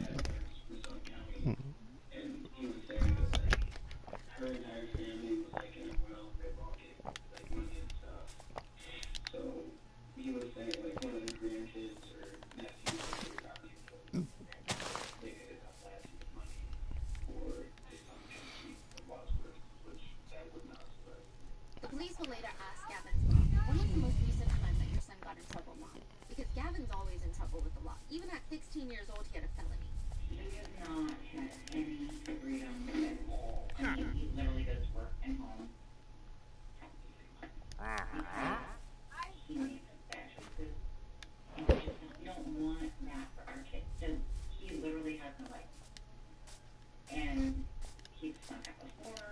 I just recently moved his bedroom downstairs close to mine with his younger brother and his dad, so that I could, you know, it's terrible that I did it. It still isn't soon enough. Because Morgan probably was not asleep. It's been a few months since he Gavin admits that he does sneak out and rummage through cars here and there, but he never really takes anything of value. It's just he goes inside the car and looks. And the police ask, and you don't take anything? Not even change or anything? maybe like 50 times, but I'm really not seriously nothing. So he say he breaks into people's cars to look? Yes. No money? No. Oh, that's even more scary. Gavin's mom is super upset. She's rolling her eyes. I mean, what would you do? Oh, If shit. someone did that to my car? You'd be upset. Okay. It's so upsetting and scary. Thank you, Tree, for spawning a random beehive right there. There's a massive global company that most of us have likely never heard of. It's called Celebrite. That's great. That's great. That's totally what I fucking wanted. Thank you, game. It works with law enforcement from around the world. It basically How far off am I from getting Silk Touch? thought you deleted, and it helps officers get an idea of what you're doing. It can even pull location information from maps. I want to move this thing. General idea of your movements, as well as pattern recognition.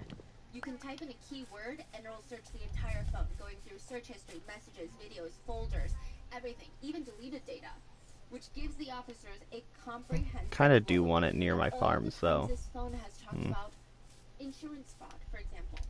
They can typically even pull PIN numbers and passwords, or even the pattern locks. Like, you know how some phones do the pattern locks? They can pull those, which would be the perfect thing to use in Gavin's case. He told authorities that he Well, told I've the got 51 man on Grindr that he was underage. The 50-year-old the man still ability wanted to see him, that's why he make. carjacked him. But all those messages are deleted because he deleted the Grindr app, and he doesn't remember which one of his fake emails he used to create his profile because he has 1,000 different emails for YouTube. YouTube. He says for creating different YouTube accounts. It would greatly benefit Gavin if they can find Yeah, I all got a that, little because bit more if they time can before present this sun information to the sets. judge, he's still likely going to get charged with carjacking. Now they need to get Gavin's mom's permission because he's underage. She's the parent. She's the one paying for the phone. And Gavin's mom tells authorities when she hands over the phone, you know, it is what it is. Whatever they find, I pray to God there's nothing too horrible in there. It will be worse than horrible. Oh my god. The day that Margaret goes missing, there's increased police presence in the area. They just found Margaret's body like a day later, but nobody knows that she's been killed or anything. To the public, there's just more police. That day, Gavin's mom texts him. They're looking for someone. He responds, well, that's Wadsworth for ya. Then he immediately Googles Wadsworth police reports. Margaret Douglas dead. Margaret Douglas, Wadsworth, Ohio. Body found in Wadsworth, Ohio. Latest update on Wadsworth murder.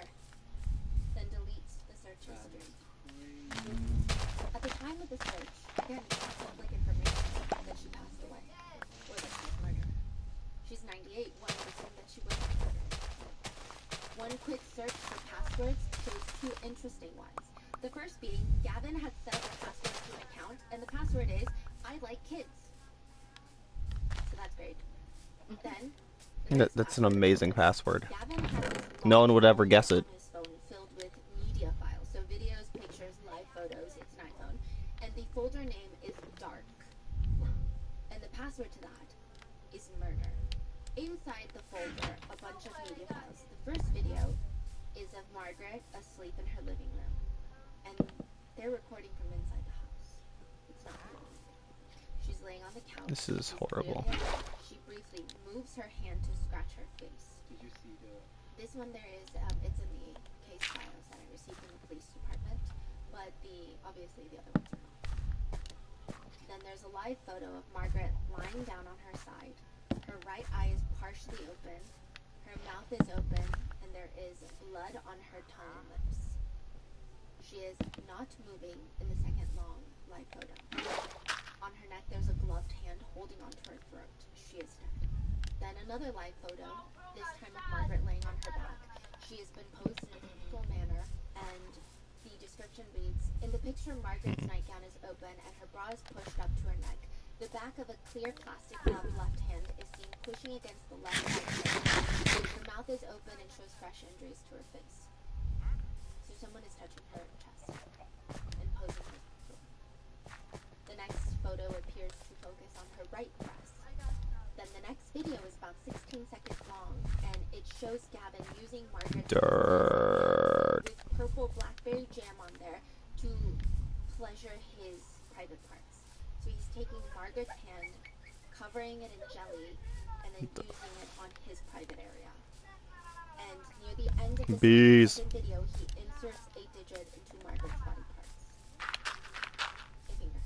Then another photo, this time Margaret's position so that the focus of the photo is on her lower private parts. Then another, a plastic gloved hand is Where the fuck the bees go? They just like, are they in there? Oh yeah, they are. 2:09 a.m. to 4:10 a.m. to perform these necropacks. He does not fully isolate her corpse, but this would still be considered necrophagy. In most of the files in the folder, Margaret is either nuked or partially nuked, and you can see the gloves that Gavin is wearing that night. There is no video of him actually killing Margaret because it's likely he had to use both hands to strangle her. Medical evidence indicates that it would have taken her several minutes to die. He killed someone that is 81 years older than him, a 98-year-old woman. She made it through 98 years, and it's the teenager down the street to, what, engage in necrophagy acts and document the whole thing? Why? The police rushed to arrest Gavin in his house, and the officer asks him, did you know I'd be coming to see you after we got your phone? I figured. As soon as I heard the knock on the door, honestly, if my boots were tied, I think I would have ran. Once they bring him into the same interrogation room, this time he's much more distraught. So his first interrogation was like a week before, and now he's brought back in because they go through his phone and it's all connected. Wait, so the first time interviewing, they didn't know what he did? No. But this time, they came for that. Now, where was the mother when the door was open?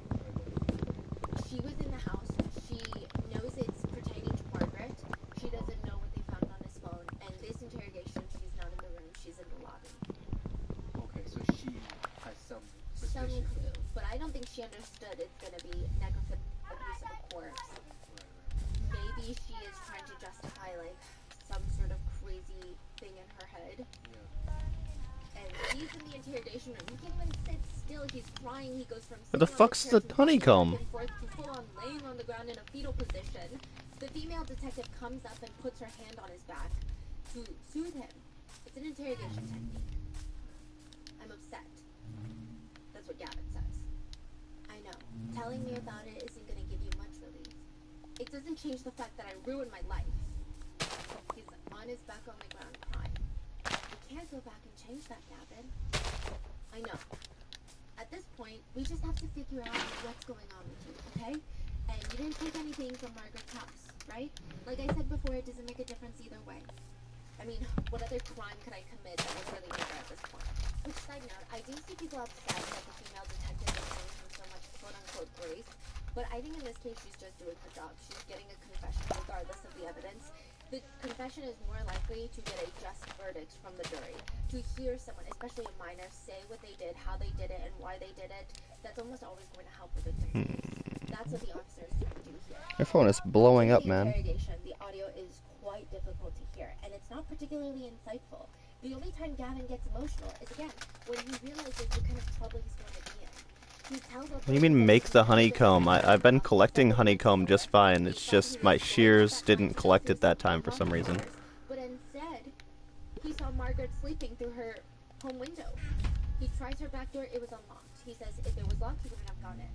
He walks in, records her sleeping, but as he was getting closer, he tripped on the chair and she woke up screaming. He claimed he didn't know what to do, but he saw Margaret reach for her phone, so he strangled her.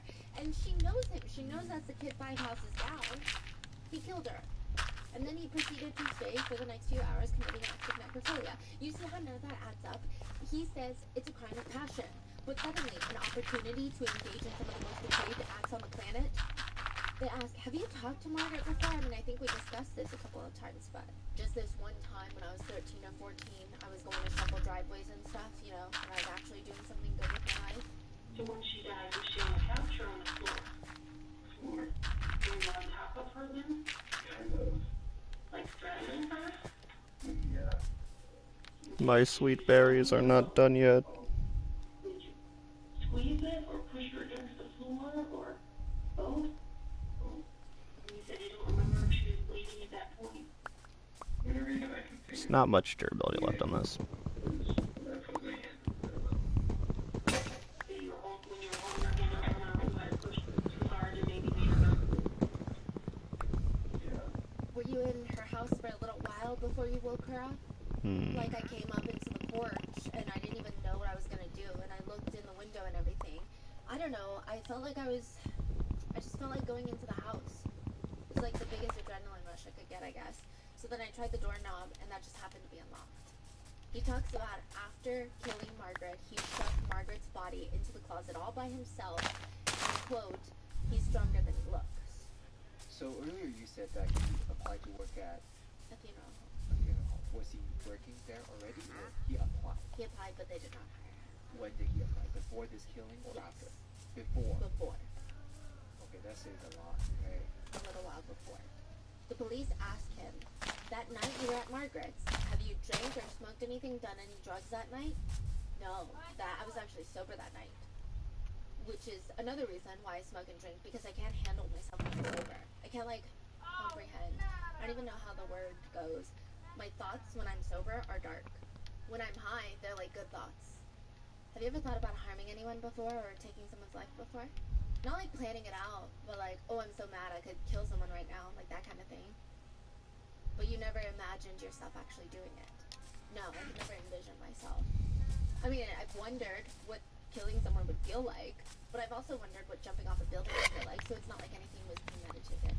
Gavin explains that he has thoughts of self-exiting, but he never could do it because it was too evil for his family. His mom would not be able to handle it. Gavin would even text his best friend, Brayden, about his thoughts and feelings about life. The text would read, I've been doing some light research, and I'm not saying that I have this or whatever, but like this is an actual disorder. Pretty much caused by wires in your brain being wired the wrong way, if that makes sense. Hopefully it's not like that, but I guess I don't really care if it is or not. I believe every person is made the way they are for a reason. Whether they're as pure as God or as evil as the devil, it's who they're supposed to be. I think it's like that, so that there's a balance between good and bad in the world. Well, what did he say? How is his brain wired? He never describes, but he thinks he's pure evil. Gavin tells authorities that he spends every day getting high on weed, stimulants, drinking a fifth of alcohol per day. That's not 17 shots of hard liquor per day. That's a fifth of alcohol. He says his biggest obsession, though, you know, I will tell you the symptoms, you tell me what drugs this is. When this drug kicks in, it's a sense of euphoria. It almost feels like you have increased energy and strength. It feels like you could probably lift a car. If you get punched in the face, you might not even feel the pain until way later. You feel practically invincible. You feel like a rush. Do you know what drug that is?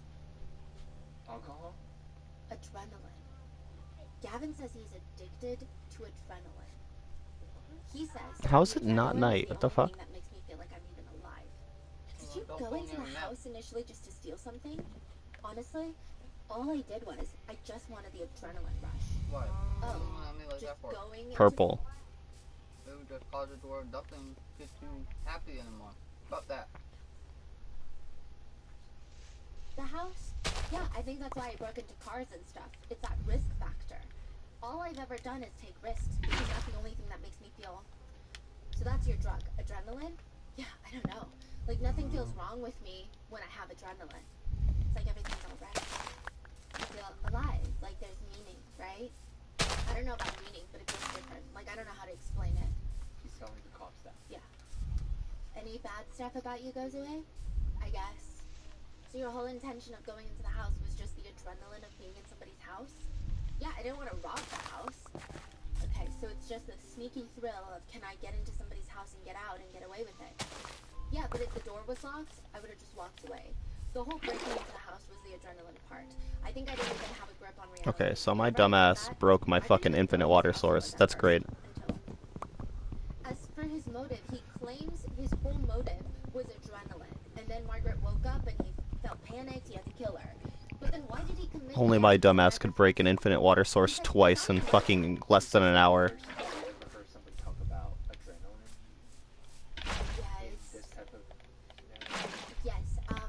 In this scenario, yes, typically you will hear adrenaline in serial killers.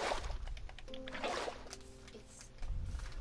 They're kind of addicted to that too. Yes, I mean, I think that a lot of people are addicted to adrenaline, and that's why you have people who are heavily invested Oh, one down, all the time, where they're one in between, like there.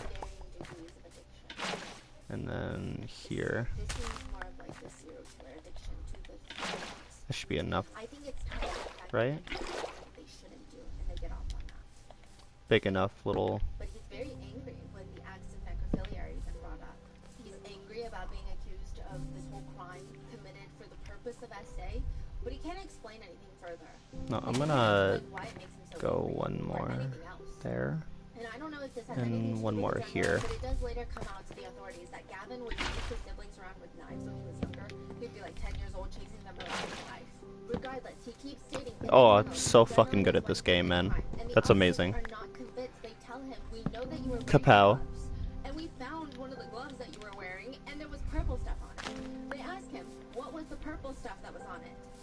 Gavin looks very embarrassed. The officers already know what the purple stuff is. The officer pushes. I get it.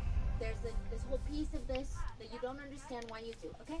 But the purple stuff is the whole actual piece. No? The purple stuff was that jelly. I don't even know where it came into play. Did you maybe use it as some kind of lubricant or something? Is this the part that you're just embarrassed in your own mind, you know what I mean? None of this is okay, Gavin is saying that. Well, I'm saying we understand that it's an embarrassing part. We're not sure if it's you don't understand or if it's just embarrassing. It's something that I don't understand, I guess. You didn't have any with her, did you? He shakes his head no. But you put the jelly on the glove, and is that when you used her hand to rub your private parts? He covers his Fucking face. finally. Yeah. Was it at the same time that you were taking some of those pictures? Yeah. Like what is this? That's when the shock set in? Yeah, it's like, what am I doing? There's a couple of videos of you peeking over the edge of the couch and videotaping us. When was all of that done? That was the same night. Why did I lie about Hmm. Throughout the interrogation, he claims multiple times that he never took Margaret's red wallet that's missing. It is later found in his drawer, shoved next to a bottle of Hollister cologne that he stole from another Grindr carjacking. It appears he took Margaret's wallet and those photos and videos of her as some sort of trophy. The police talked to Gavin's friends, and they talked to Maddie. This is a fake name. This is Gavin's on and off girlfriend, and she's sitting there confused, and she's explaining this whole situation where she's sitting with a girlfriend of hers. Let's call her Rachel. And Rachel is telling her what Gavin said about her. Rachel is like, hey, your boyfriend said this about you. And she's like, who even says that? Rachel is explaining, remember that night we went to the movies? Well, while we were at the movies, Gavin, I don't recall if you went to the restroom or you went to go grab popcorn, but Gavin was talking about how he wouldn't even care if someone came in and held a gun up to your head. He said, quote, if someone came in here and pointed a gun at my head right now, I wouldn't do anything. I would not do anything. I would just watch.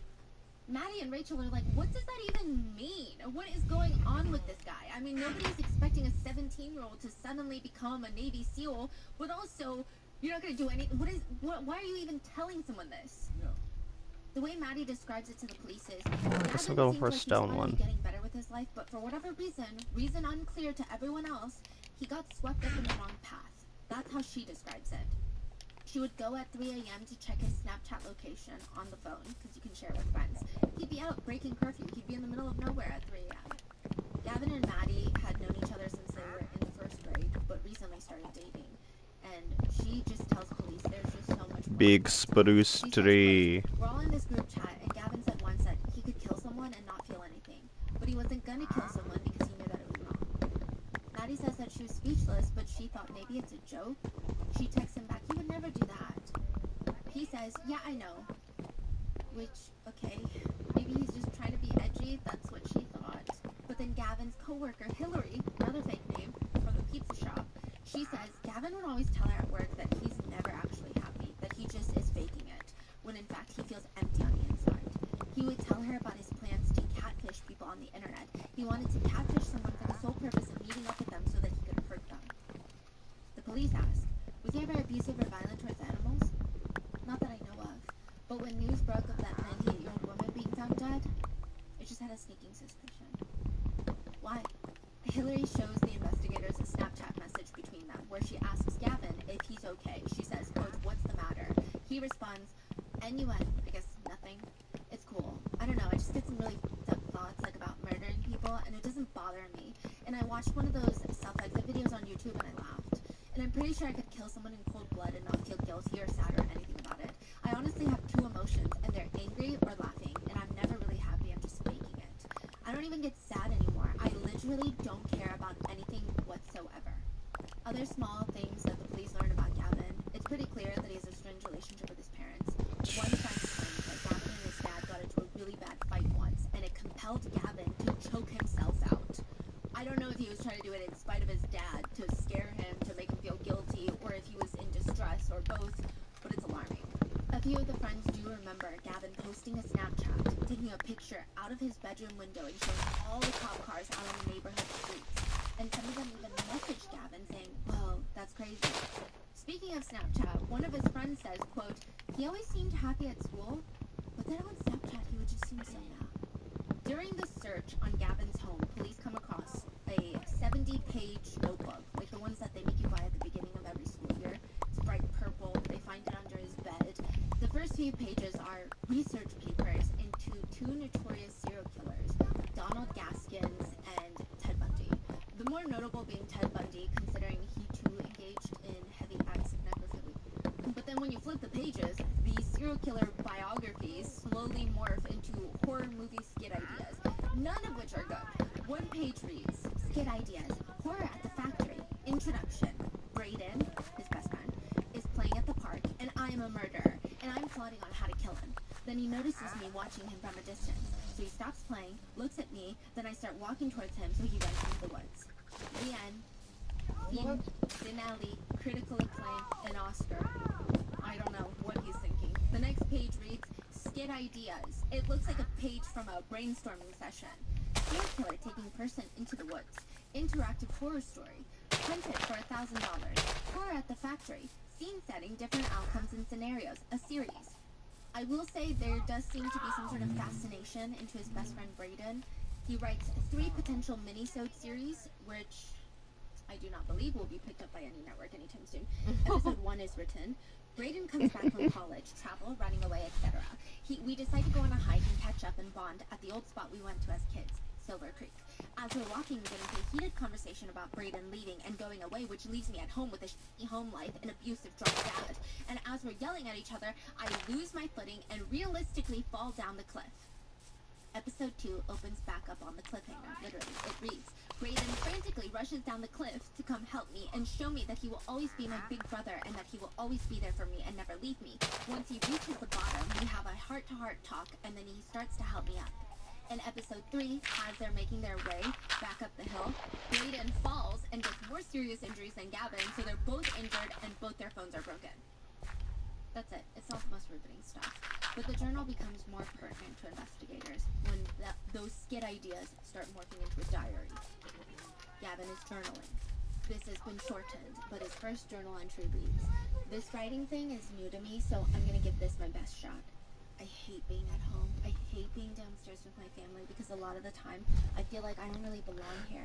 If I'm Yeah, I'm thinking I'm probably gonna make some of the chili I got for dinner and have it with a couple of rolls I got. Pretty good, pretty good. Right?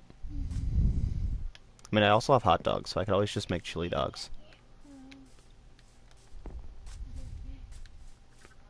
can contain my thoughts and urges most days, but sometimes I just want to fucking go off on someone and beat them until they're not breathing anymore. It's not even for attention or anything. I honestly want to take someone's life. I want to know what that would feel like. What it would feel like to stand over some dead body. I don't feel empathy or sympathy for anybody. Like, I just don't give a shit. And I think 3 big spruce trees at a time are enough. In prison.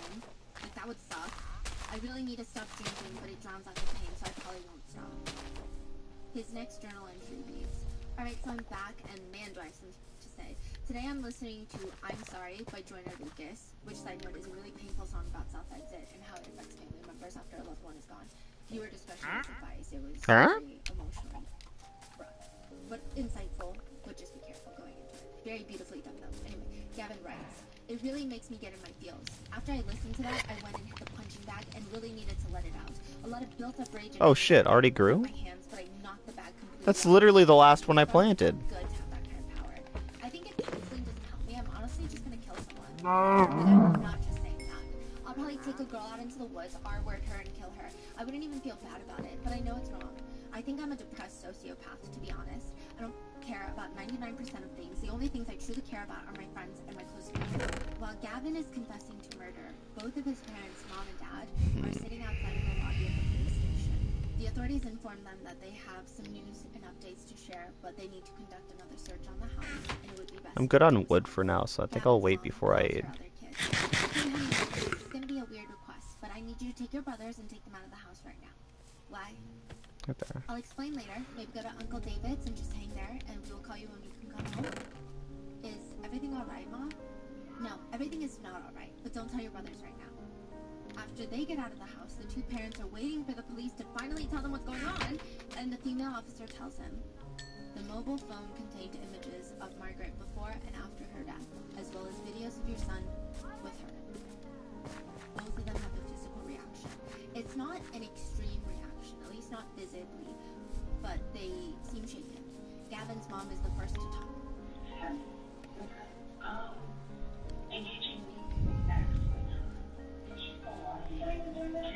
Need to get a cow farm set up eventually.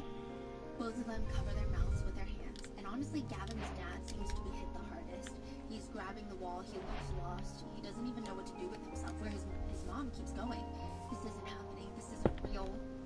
I want you to know that I spoke to the director of the juvenile detention facility. I explained the situation. I explained that Gavin is highly emotionally distraught. I asked him to put him on self-isolation. Okay. I asked him to keep him under 24/7 observation. I know this is an emotionally devastating situation. Gavin's mom is nodding. It's unclear if she's just going into mom mode, trying to pay attention and think for her son, or if she's in shock. I don't know. But the dad is very distraught. He's sitting down, he's shaking, and a male cop says, it's a horrible set of circumstances. You deserve to know that he will be tried as an adult. The dad starts crying eventually.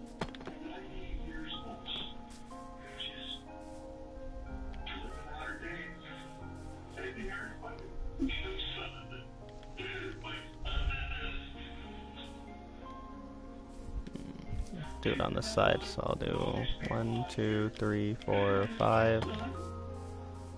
Go about to here. 1, 2, 3, 4, 5. Everyone who knows Margaret says, she's not what you think when you envision a 98-year-old woman. She was strong, she was fierce, she was born in 1919. This took place in 2018. She was a few months away from turning 99. She lived through the Second World War, the moon landing. I mean, she just seemed so excited to live out the rest of her days. She would tell her family she just wants to hit 100, because why not, you know? And we don't know too much about Margaret, but in almost every picture of her that I've seen, regardless of her age, there's always a dog. There's always a dog nearby. And she's a big gardener. She lived in that house, tended to it for the past 50 years. Someone who once knew Margaret says, when I was a little girl, this woman would actually babysit me. Now I'm in my 80s thinking about her. The crafts and games that she would play with me, and on my 5th birthday, my family and I moved away and I never saw her again. Just finding out about her death, I feel like it's too late to help. But she's with God now. I love her and I miss her forever. According to everyone that knew Margaret, she's just very independent. She handled her own finances. Her husband had passed, she didn't want to move. She wanted to live in the house and she created this whole life with him forever. And that was her dream. And then she gets murdered by a 17-year-old kid. Is this lined up? In the interrogation room, the Yeah, it is. officer Okay. confronts Gavin with the belief that she believes if he had not been caught, Gavin would have gone on to kill more people. Because Do even after I- Gavin kills Margaret, he says he didn't really feel different. He said, I didn't really feel like anything had changed or had happened. I really This didn't feels a feel little anything small if I want to do it that way. Huh. How do I do this? Take a second break for the sugarcane. I mean, it wasn't in my plan, but I could see that happening. Many Do, netizens do, do, believe do, that do, So remember how he said in his little journal he had those serial killer reports? Also, to call it reports or research is kind of goofy. He makes it sound like he's sitting there doing some sort of focus work because he was telling his friends, almost bragging about it, that he's researching serial killers. Ooh. I'm not entirely sure what It's almost compelled me ready. to go down this route, but after listening to hours and hours of his raw interrogation footage, the idea of him writing these snippets of these serial killers, it just didn't really make sense as to who I was hearing in the interrogation footage, as to Well, who do I go was with this or dark writing oak? in the journals. It was just copied and pasted from a crime magazine. It looks good. Copying a crime magazine's words onto his own journal. Yes. Pretending that this is his own thoughts. Yes, so I don't think that he had a particular fascination in serial killers. I think that he had a fascination in wanting to be perceived as one or to be perceived as dark. Oh, like all the... Okay. So it doesn't seem like he's sitting there studying Ted Bundy, his MO, how he was caught, why he did those things. So it's very interesting because a lot of people, some people feel sympathy for the way that he keeps telling his friends he wants to understand what's going on in his mind. And then you would it would be safe to conclude that if he's researching serial killers, maybe he's trying to understand I mean, that their should be high minds and enough. see how it connects to his mind, but that's not the case. I think he just is a bad person. But he's saying these things not because he truly wants to understand himself, but I personally think, he just wants to be perceived a certain way. Because he's not really researching other minds that he feels are similar to his. He's not researching serial killers and their thought process. He's practically copy and pasting their Wikipedia pages down. It's hard to say that he's trying to understand himself through that. Gavin Ramsey is indicted and charged with 1 count of aggravated murder, 2 counts of murder, 3 counts of felony murder, 1 count aggravated burglary, 1 count kidnapping, and 1 count of abuse of a corpse. Gavin did see a counselor a few years prior to the murder, but I don't think that he told anybody about his necrophilic tendencies. The counselor does go on to prescribe him, at one point, 100 milligrams of Zoloft per day. Zoloft is an antidepressant. 100 milligrams is a pretty high dosage. Now, I was inclined to assume that the counselor knew nothing, but according to his medical files, it's noted that January 2018, just 3 months before the murder, Gavin's pediatrician noted that Gavin was displaying psychological difficulties and having intrusive thoughts of violence. His mom states, if I could change one thing, I would never have agreed to put my son on Zoloft. So his whole defense during the trial is the Zoloft defense. That Zoloft made him more aggressive, more violent, which there are some studies that show that it does happen. That's the whole defense. The mom even says, you cannot believe that my decision to let him take Zoloft was not part of the cause of this. She claims that from January to March that he was on Zoloft, she noticed him getting increasingly irritable, hostile, even saying, quote, bizarre things. And prior to that, he was just the sweetest boy, I guess. Which, like I said, there are studies done to show how Zoloft can impact people, especially teenagers, that it does increase aggression. He was There's chasing his symptoms siblings of, around you with know, a knife at 10. agitation. And he wasn't on Zoloft. Ah, yes, the sweetest child. I'm sorry, and she's trying to say, oh, the Zoloft made him more violent. If he's the sweetest child, then I'm a perfect child, okay? I was a perfect child. If that was the case and the Zoloft did it, then why was he chasing his siblings around with a knife when he was 10? Mind you, he's 16, 17 at this point. The 6 or 7 years since he did that, but yeah, it was the Zoloft that did it. Definitely. You're just trying to cover the fact that your son was fucking sociopath. That's what I'm saying. A necrophilic sociopath.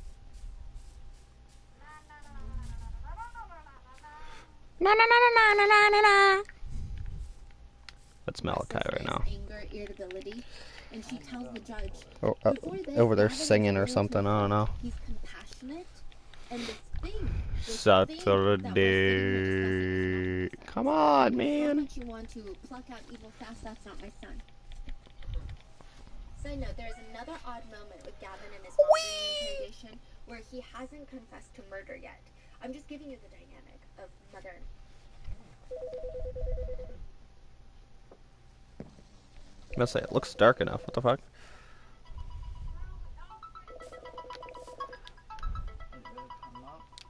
No.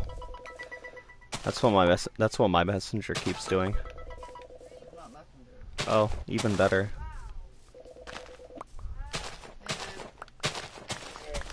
Sorry, for some reason fucking YouTube was, I said I'm sorry, for some reason the phone ringing was coming up on the fucking, the speaker but not my phone.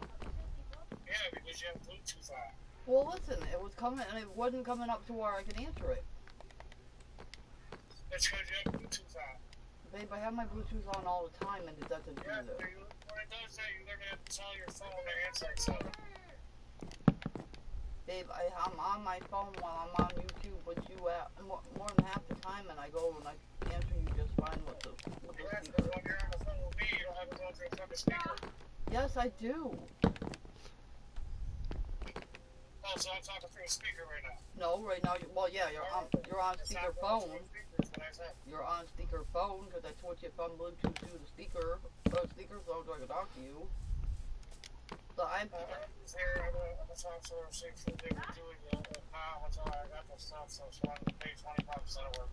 Yeah, no, she hasn't done it. I haven't gotten any emails from it saying anybody else has ordered any. I'm going to talk to Ronnie too because it's Saturday. I didn't work yesterday. Okay. Not the friend request. Alright. I'll talk to Ray again. I'll talk to Jennifer. She said she's going to pay some bills. But she'll let me know tomorrow because she works tomorrow too, and I work 4 to 10. So. Like I said, 10 to 4 today, so. I don't think I have enough dark out. The last day that we can try to get orders. I know, babe, I know. Well, you know, doing that is not the big purpose. Because, the agency was here to her sister to kick that rock out and we'll be at the one girl with the fucking rock. Brian. So you're the one that's being trained to do it?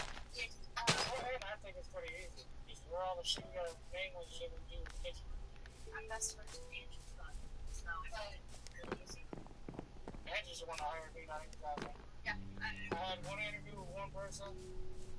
Couldn't get a second interview, and then I called, and Angie was there. She's like, come in tomorrow. Interview with her. She's like, okay. Yep. You start this. That's great. That's great. Thank you. How long you been here? Since March 18th. Going on a year now. I also had a previous experience from New York. So that's what got me in a lot faster. Everybody that I've been seeing around lately is from New York. Which isn't a bad thing. I have no problem with that. You know how Floridians hate New Yorkers? Because New Yorkers gotta teach Florida people how to drive. This guy. No, it's true though, because we're bumper to bumper traffic in New York. That's still my New York. Well, he's not from New York. He was up in New York so long. So yeah. Once you're in New York after 10 years. Well, I think I might unstream here. Can this chicken not?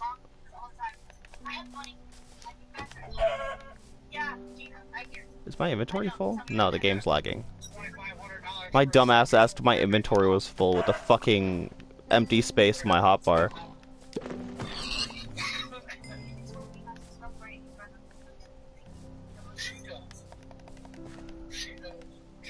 Oh great, my dumbass fucking jumped in the water. That's great.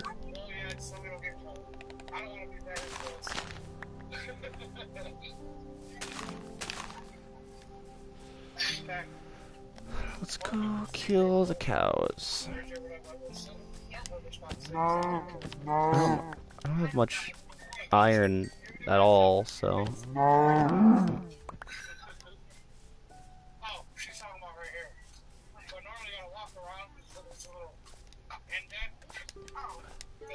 This isn't a bad little spot.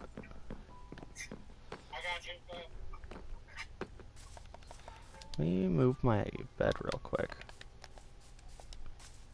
I'm sorry about that, man. New person. Oh, you're good. I'll just let her know why I stopped talking. The wandering villager actually just... Oh my god. Yeah, Fuck you. 16 years, married 11.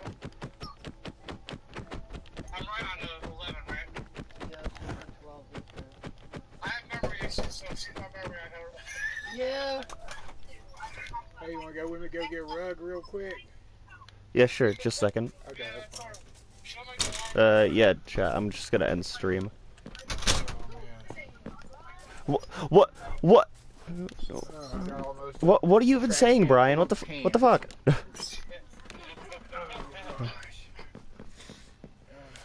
Brian is over here saying random shit. I ain't got no more alcohol. I guess I'll pour peroxide on that.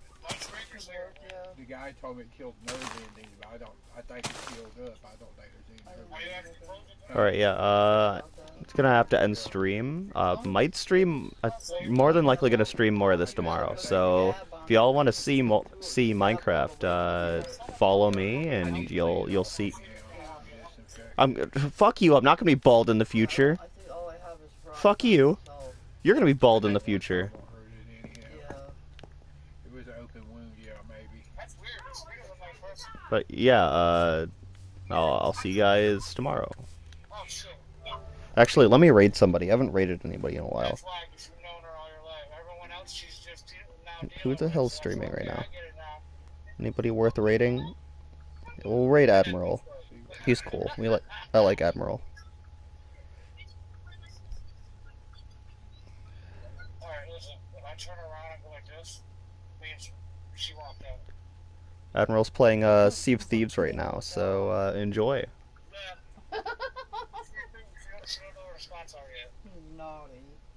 What do you mean it's offline? I literally just said he wasn't. Dude, I hate my phone. Or not my phone, I hate Twitch. I mean, can't cancel an active raid. How am I actively raiding somebody who isn't... Yeah, me. I guess I have to wait a second before I raid him. Alright, that's cool.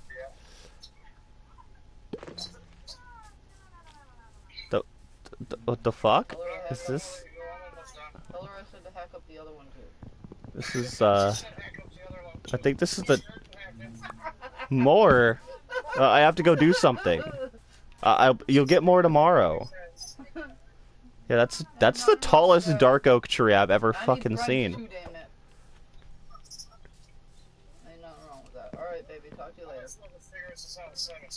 What the fuck?